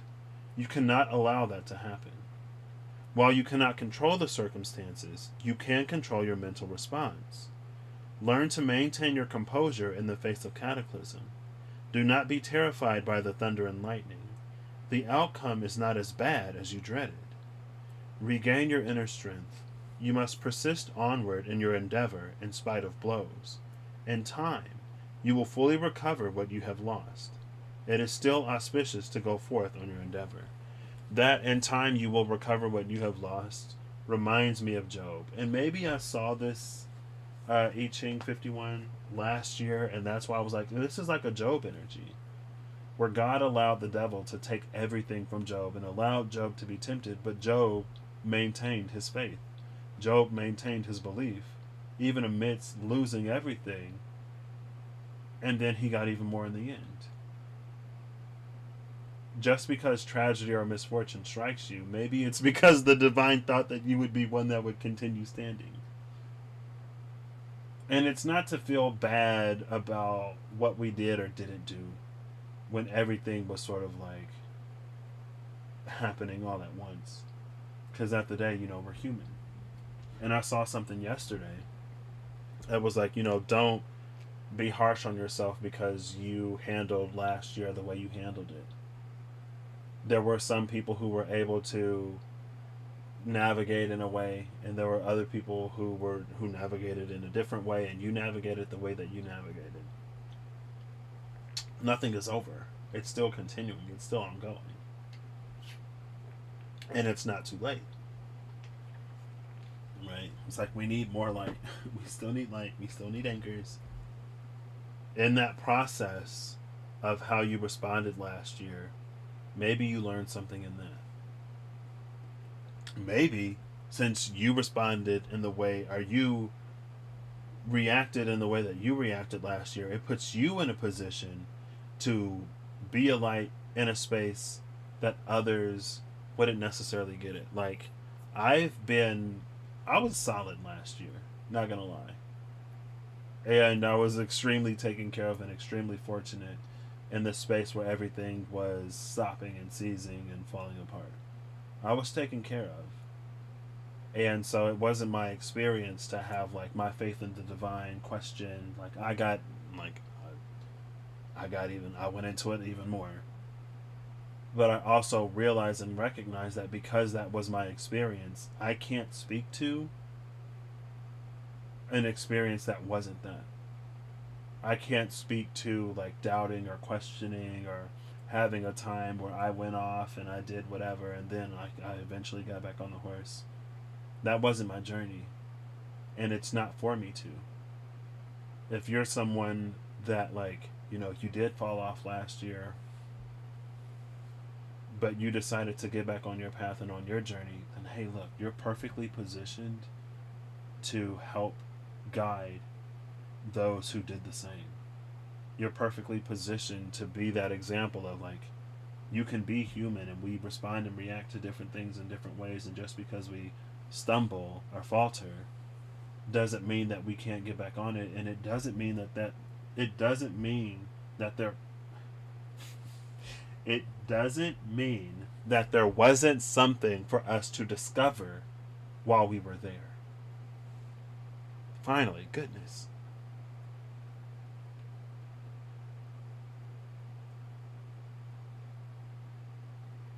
Right? And I know sometimes I probably sound like judgy and preachy. To that I say, my North Node is in Sagittarius, so I'm doing what I'm supposed to do. Also, to that I say, I'm human, and I am also growing. There was a lot of fire that hit me all at once, and I was not used to it. But this mentioned the endeavor. This up here, it says that you can retreat and not give up on your endeavor. This says that even though you hit resistance, it's not for you to give up on your endeavor. It is still auspicious to move forth. That's why it's like, if we can integrate this energy or remember this down here, it can help navigating this up here even easier.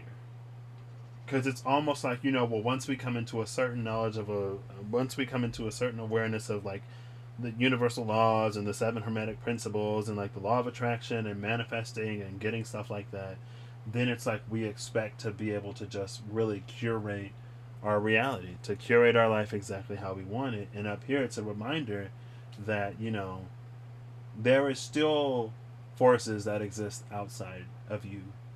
And even though it works really well down here, it may not work as well in this space.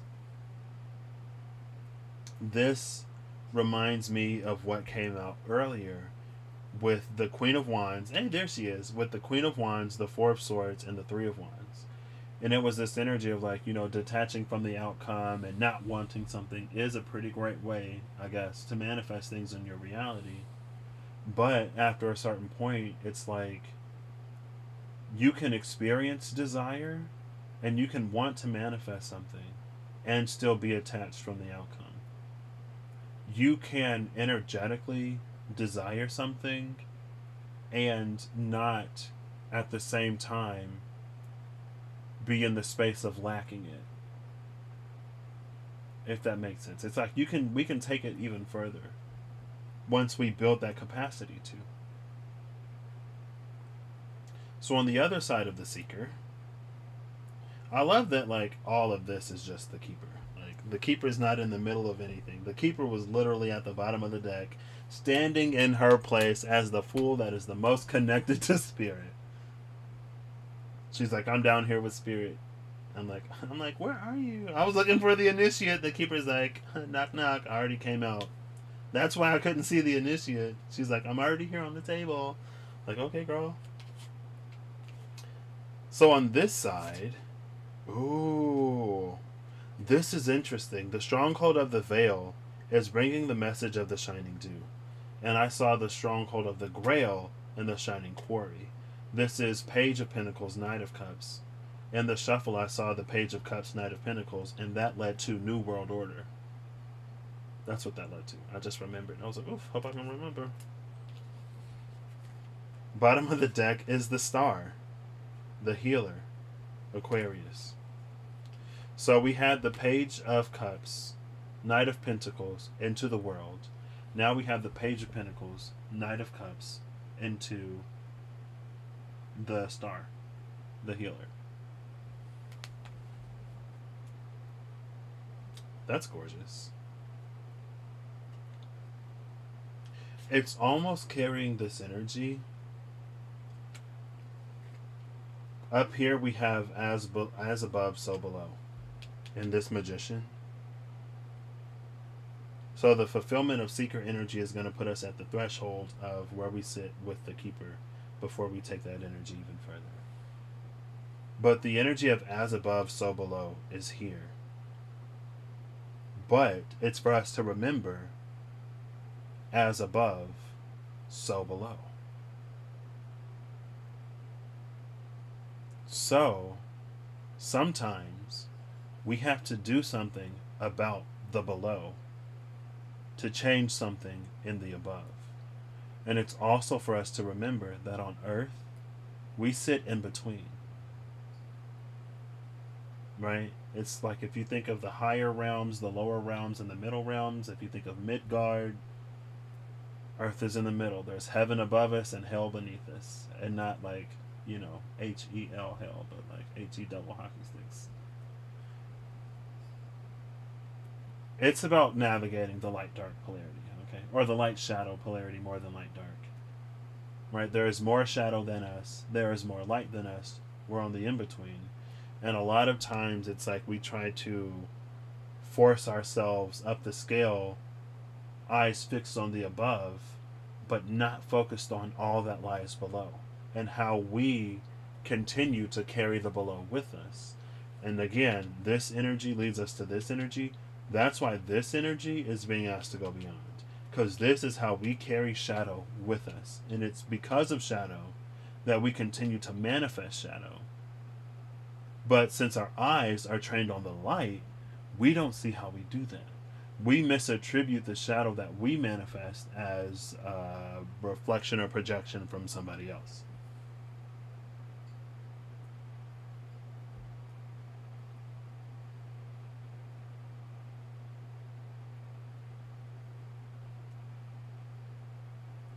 But this energy is about coming out of this energy. I'm actually going to read both of these I Chings.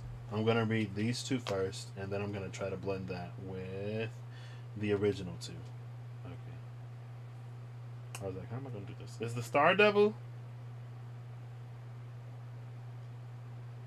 Okay, let me just go to the bookmark, because that's quicker. The star is not double. Aw. Come on. So, Page of Pentacles, Knight of Chalices. This is water over the mountain. We had heaven over the mountain here, I believe. Yeah, because this was double heaven, double lightning, or double thunder. Heaven over the mountain here, water over the mountain in these two. Water over the mountain is I Ching number 39, Impasse. Oh, I went too far. I went way too far. Oh, come on. Okay, there we go. 59, almost. 44. I saw 44 last time. I was looking for 51. So, 39, Impasse. Difficulties. Water seeks movement, while the mountain seeks to remain still. An impasse. Difficulties encountered. The sage changes inside to cultivate virtue. It is a time for inner reflection, self-awareness, and personal development. Peril above, peril below. When wise counsel has been sought out, it will be auspicious to proceed with your endeavor. Adversity and troubles, take caution, but the ending will be well. When you hit the worst point, you cannot go at it alone. Seek out support and counsel when you are uncertain. Seek out support and counsel when you are uncertain. Coming out with the seeker, you're exactly where you need to be. If you feel lost, good. You're supposed to. Step 1, check. Feel lost. Feel confused. Not know what's going on. Check. Step 2, seek out wise counsel. I don't know. If you're here, my ego would say that you found it. But if you're here, my ego would also tell you to keep looking.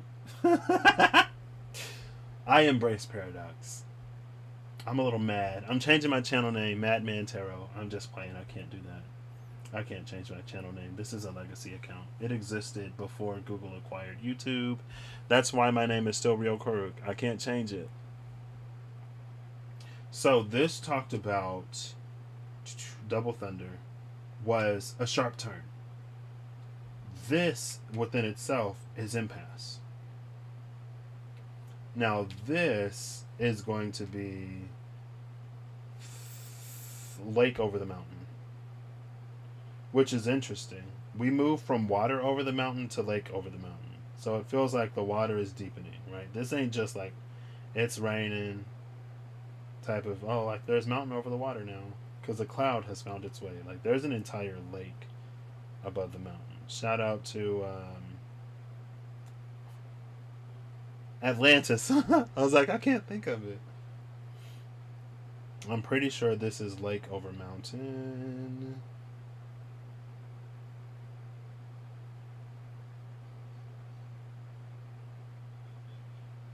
Yes, this is lake over mountain. Lake over mountain is I Ching number 31, attraction. So we just had impasse. Here it's impasse. Here it's attraction, which I love.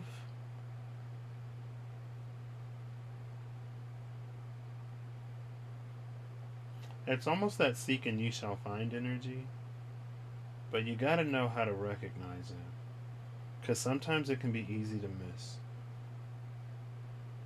especially if it's not what we're looking for or what we want. So this is attraction, influence, and chemistry. Oh, call me out. Receive others with humility and non-judgment. Let the people move you, and you will move the people. Reciprocal attraction. Mutual influence. Young lovers are joyous and prosperous. It is auspicious for you to proceed with your endeavor. Change is coming, though no one seems to sense it. The beginnings of movement, an idea begins to surface. However, whether the influence will have an impact remains to be seen. It is still too early to tell.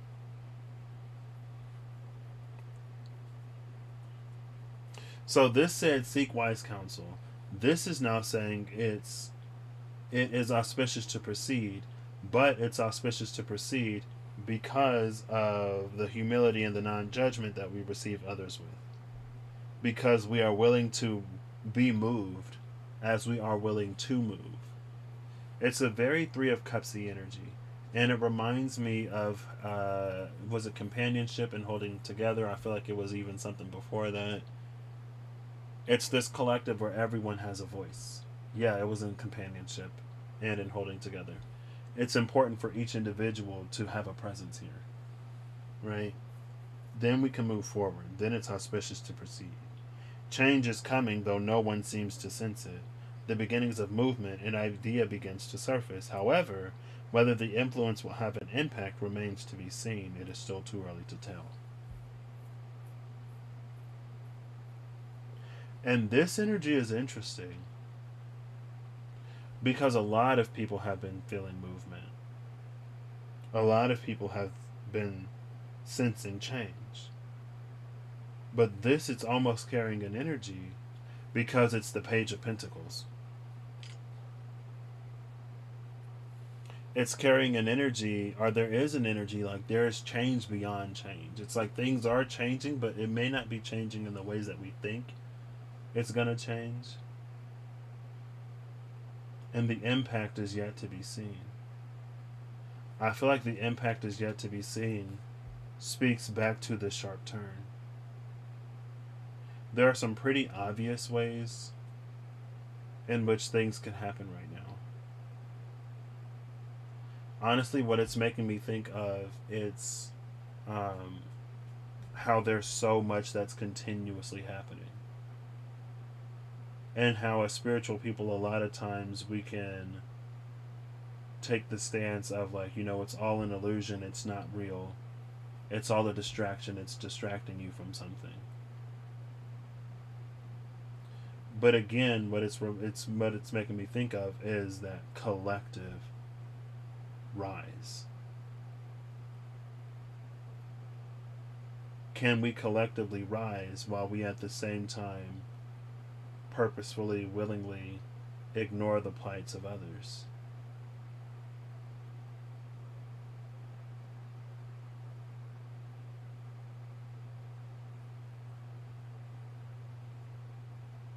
So now this is the heart of the collective. It's like there are certain voices that aren't being heard, that we're in the process of hearing now. There are certain things within the collective that need to be addressed. This is the goddess healing the collective. This is divine feminine energy, divine mother energy healing the collective as we move forward. But for the divine to do it on that level, it's like we have to also do it on that level. We have to anchor that energy as a possibility. That's why we have this here. That was this message of attraction. Where this was the message of, come on, brain. Oh, what was it? This was a sharp turn. This was 39, right? I'm on 31. I'll just scroll down to 39. I already forgot. An impasse. This was the impasse. This is attraction. Okay.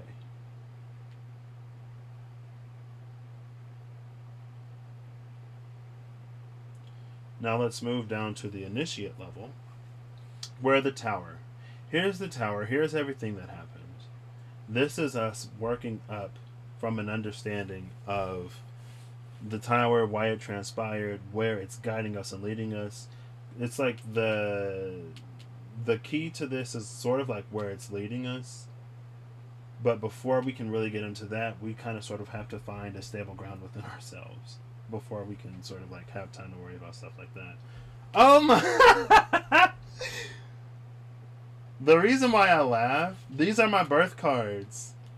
The Tower and the Chariot are my birth cards. Surprise! If you didn't know, you could probably guess. The Tower and the Chariot. This goes back to what I was saying. It feels like what I was saying yesterday. Or it's that energy of like what happens when we have a lot of momentum but then things suddenly stop. What happens to that excess energy? Oh goodness. We saw Venus in Aries. We saw Jupiter in Libra. Now it's the Tower and the Chariot. Oh my forehead is burning. I think the Chariot... No, I don't think the Chariot is double. If this is more double lightning, I will be... something. Yeah, this is double lightning again. Or double thunder again. The Tower is thunder. The Chariot is an energy of double. So this time, instead of the double being located here, the double was outside. This is the card. These are the cards that are closer to us, closer to the Fool.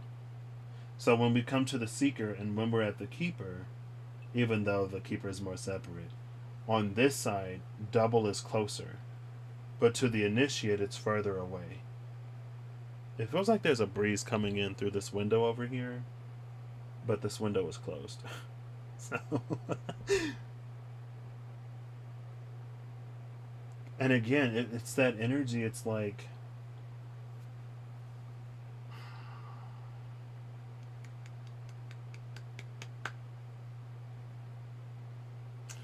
It's... the only way I can put it is like the mirror is moving inward. When we're in the initiate state, we may not necessarily see how... We may not see us. In the initiate state, it's like everything is happening to us, everything is happening around us. At the Seeker and beyond, it's like everything is happening within us. It's both outside of us and within us. At the Keeper, since she's positioned over here, the erudite is there before the mirror. The erudite... So the fact that the erudite is here, it's now we come into the space of being able to recognize when things are a reflection and projection of us and when things are not a reflection and projection of us. And for a long time, and maybe even after, most of our experiences are reflections and projections. Not most. A lot of them are and can be. That's why this energy is here. That's the Three of Cups energy. Because at the Three of Cups, we can be fully, uniquely, authentically us in a space where other people are fully, uniquely, authentically themselves. And so what happens is, now instead of that, I almost said that weird Hierophant thing. Now instead of that energy where we gather a collective of mirrors, now we're gathering a collective of individuals. And a collective of individuals is infinitely more powerful than a collective of mirrors. Because it's like one thing. I guess a collective of mirrors is really, it's better at manifesting a single solitary thing. And it's not that we shouldn't be able to compromise, but in a collective of individuals, everyone is fulfilled beyond the term of compromise. It's like it inherently leaves those more fulfilled. Then it's like us finding what we commonly agree on and manifesting that. So for those who don't have any troubles or worries outside of whatever that collective manifestation is, they're set. But for those who have more concerns and worries beyond what we commonly agree on, they experience a little bit of movement, but they still have all of what they have to work with and work through and deal with. And so it leaves some in a better position than others. But with that Three of Cups energy where we're all fully present, and where we can, since we're all fully present, we can create something that more fully fulfills all of us. It's like now we all get to experience that rather than a select few, right? And in the space of the select few experiencing it, that's where we can be more easily kept at the level of the initiate, where we continuously seek out the Hierophant.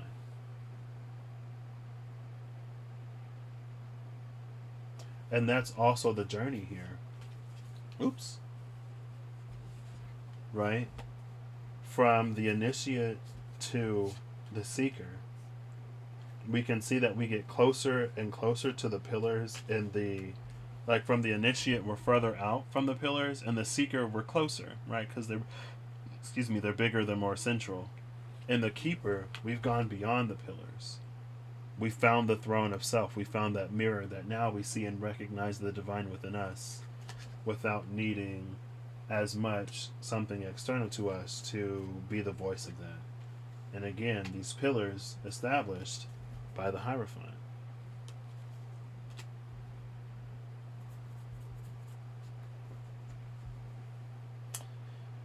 Tower and Chariot is Double Thunder. I already read Double Thunder, but I'll read it again. That's number 51, Sharp Turn. Thunder, Thunder, 51, Sharp Turn.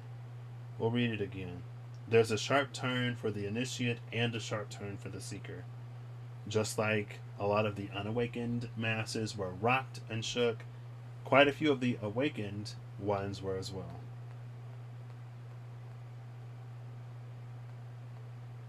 And even up here, there are still more things that were highlighted and illuminated. You may sort of have a little bit of a higher perspective because it's double heaven, but heaven and thunder, like where does the thunder come from, right? I mean, and the Three of Swords and the Magician isn't too much better, but anyway. Not to make it a comparison, of course. But a lot of times we like to compare ourselves and our own spiritual progress to someone else's, or to a lot of other people's, and we may be the most awakened, the most. It's like being the smartest person in your school or in your town, but then you go to like college or university, or you go out into the world and you discover that while you were the smartest there, you're not really on a more globalized level. So could shatter your ego. Actually, like at Purdue shatters lots of egos, and there are lots of students who smart is their identity before they go there. They do poorly, and then it shakes them to their core because smart has become their identity, and now they're not smart. Now something deeply internal to them is broken. And for a lot of people, because I remember in depression group, there was someone who that happened to. And I was like, I've never been the type of person to have my identity be based solely and purely in one thing, right? Like when I was younger, like smart, it's nothing that I ever necessarily embraced, but it's something that I heard a lot. But I'm like, I'm also like other things. And so when smart was questioned, I still had other things to fall back on. Was I, well, I mean, I guess it wasn't as applicable for me again because without smart being the majority of my identity, I didn't have the same experience. It didn't shake me as bad. So what do I know? What can I say? I'm not the authority on that. I'm not the authority on anything. 51, double lightning. That it feels like that's a little bit of this energy though. We think we're solid, we think we're good, we think we're whatever, and then we get shaken up and we're like, whoa, what's this? And the shake-up happens for a reason, regardless of where you are. Right? The shock of fate has hit you. Circumstances seem beyond your control. In the wake of cataclysm, your will is weakened. You cannot allow that to happen, sorry. While you cannot control the circumstances, you can control your mental response. Learn to maintain your composure in the face of cataclysm. Do not be terrified by the thunder and lightning. The outcome is not as bad as you dreaded. Regain your inner strength. You must persist onward in your endeavor, in spite of blows. In time, you will fully recover what you have lost. It is still auspicious to go forth on your endeavor. And I feel like the scale between initiate and keeper is not, that's what I was going to say as well. I feel like it's not necessarily absolute.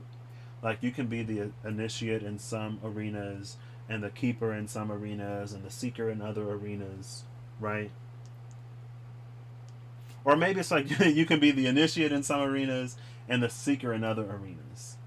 I feel like once you reach the point of the keeper, no, you could still be the initiate in some arenas. But it's almost like once you reach the point of being a keeper, then your dynamic with the divine is such that your journey in initiate, where one hasn't yet reached the level of keeper, and their journey with initiate may be different. Because after the keeper, it's like there's a certain element of trust or communication that's there that will sort of like smooth your journey out. It's like by that point, the guardian is already awakened, right? And so it's like, it's navigated a little differently. But you can still be the initiate in some spaces. So the tower and the chariot, this sharp turn, this great cataclysmic happening, it's like it stopped the world in its tracks.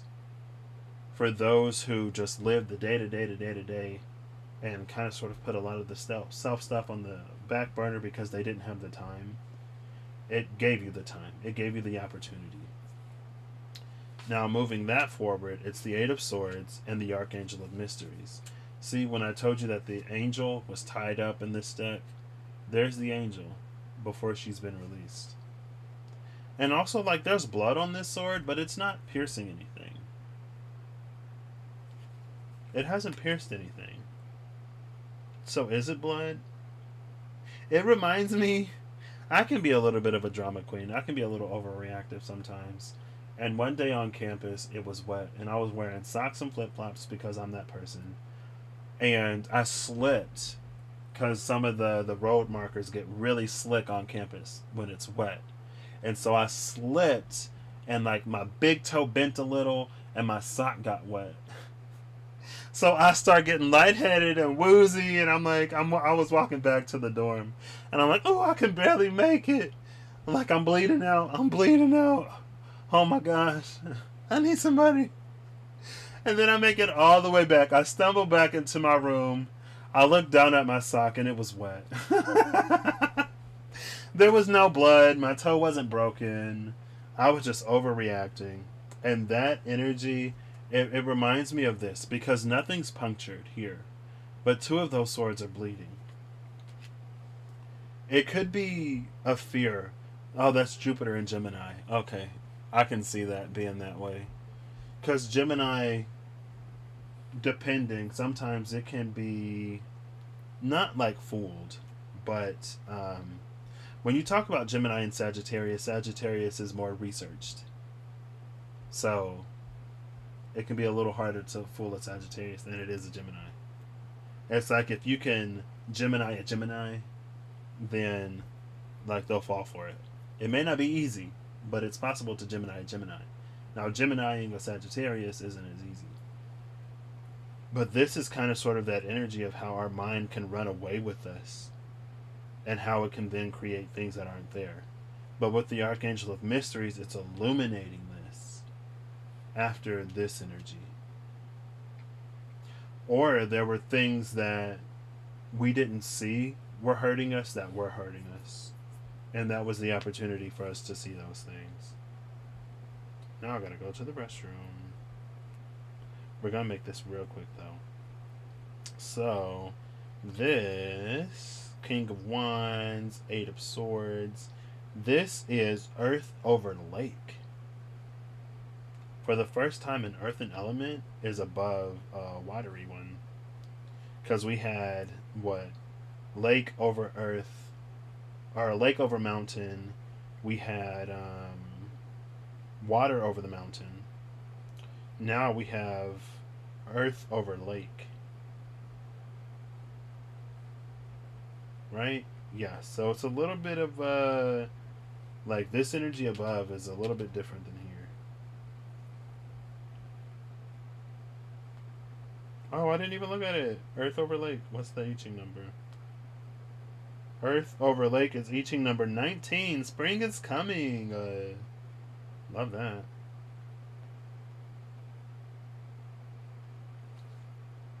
Spring is coming. An ascent to greatness, prosperity and gains to come. Great benefits from completing the endeavor at hand. The divine light expands your power. After overcoming many obstacles, you are now ready to enjoy the dawn of success. As you reach your pinnacle, do not look down on those below you and do not be arrogant. Use your abundance to protect your kingdom and those who are less fortunate. At the arrival of the 8th moon, beware of another's ominous intentions. You will enjoy an enduring period of success, but around the 8th month mark, the envy of others may trigger them to take malicious action against you, so be wary and be careful. I feel like a little bit of this is what a lot of this energy was talking about. I feel like in the energy of the 8th month, it's like we're accountable and responsible for what we know, and the journey is one of growth. It's one of continued growth and continued healing. Even when that growth and that healing starts to look different later on, right? So at the initiate level, we come into this great cataclysmic whatever happening, and then we work on our spiritual relationship, our relationship with the divine.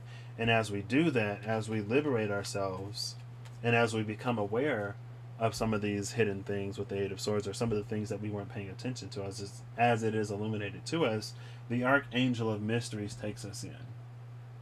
And then we experience more. We experience better because we've done that healing. Now, the second cataclysmic happening happens. And instead of us now being carried by the Archangel of Mysteries, we're set on this path where we need to take that healing on for ourselves and continue that healing moving forward. It's like this is the first awakening, this is the second awakening. The third great awakening isn't triggered by a cataclysmic happening, right? This was double lake. No, double lake is the abyss. That was double heaven. And double heaven was that divine yang energy. This is something that we more so take upon ourselves to continue doing. And then that moves us forward. Right? It's almost like there's no real happening here that can trigger us to move beyond the seeker. Beyond the seeker lies the realm of choice. That's why it leads us to the keeper. Because we've chosen. because we've healed, because we've integrated. This is stuff that you do.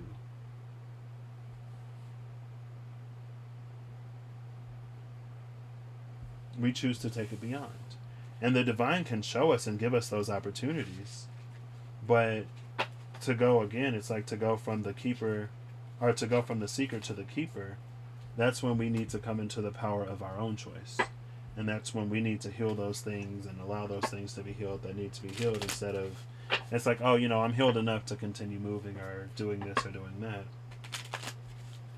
Because it's like it manifests holes in your reality, or it creates shadows in your reality that we can be really quick to misattribute to something or someone else.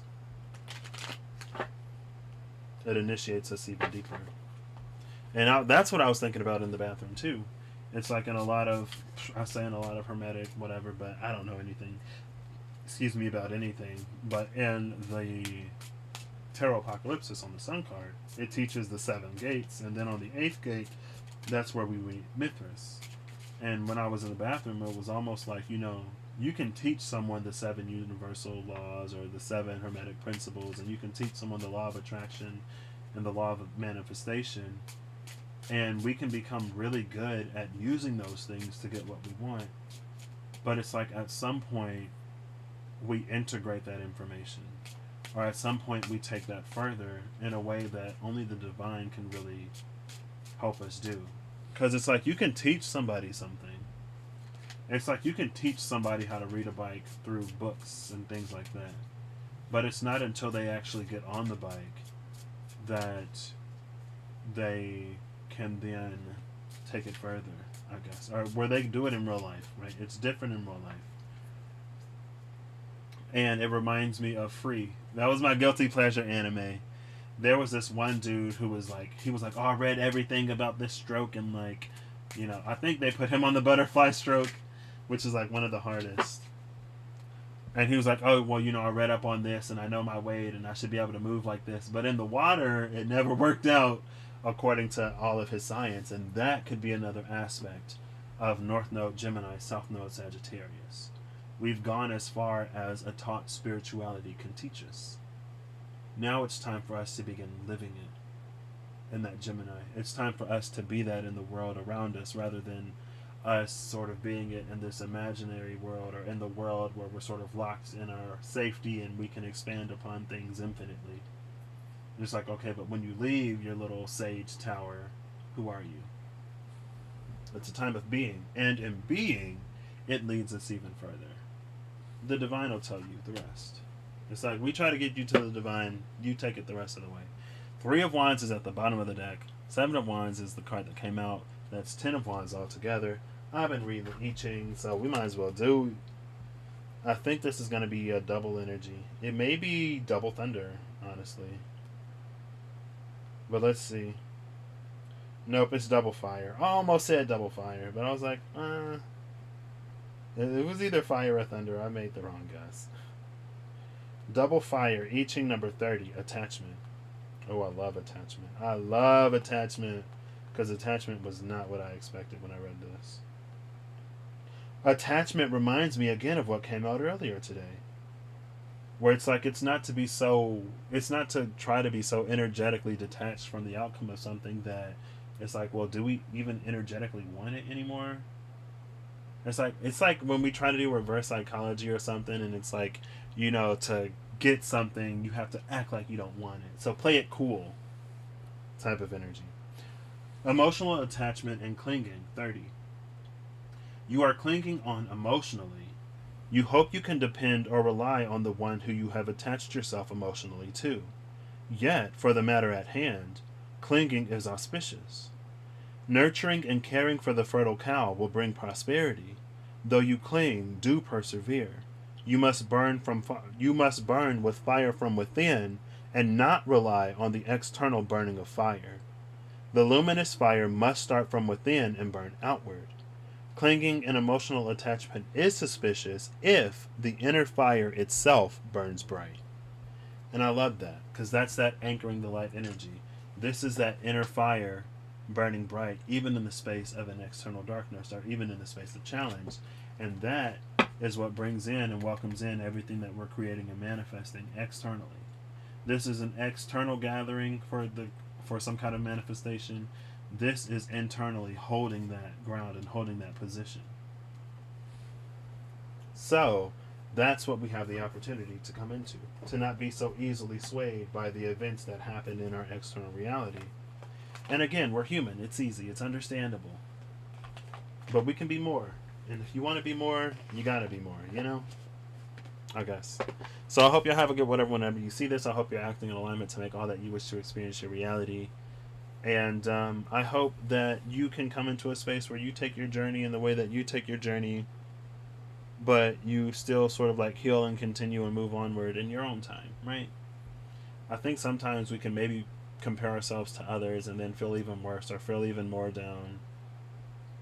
Or we can compare ourselves to others to try to feel better, but then that leads us to being stagnant. So maybe don't compare yourself to somebody else. That might be helpful, potentially. All right, bye.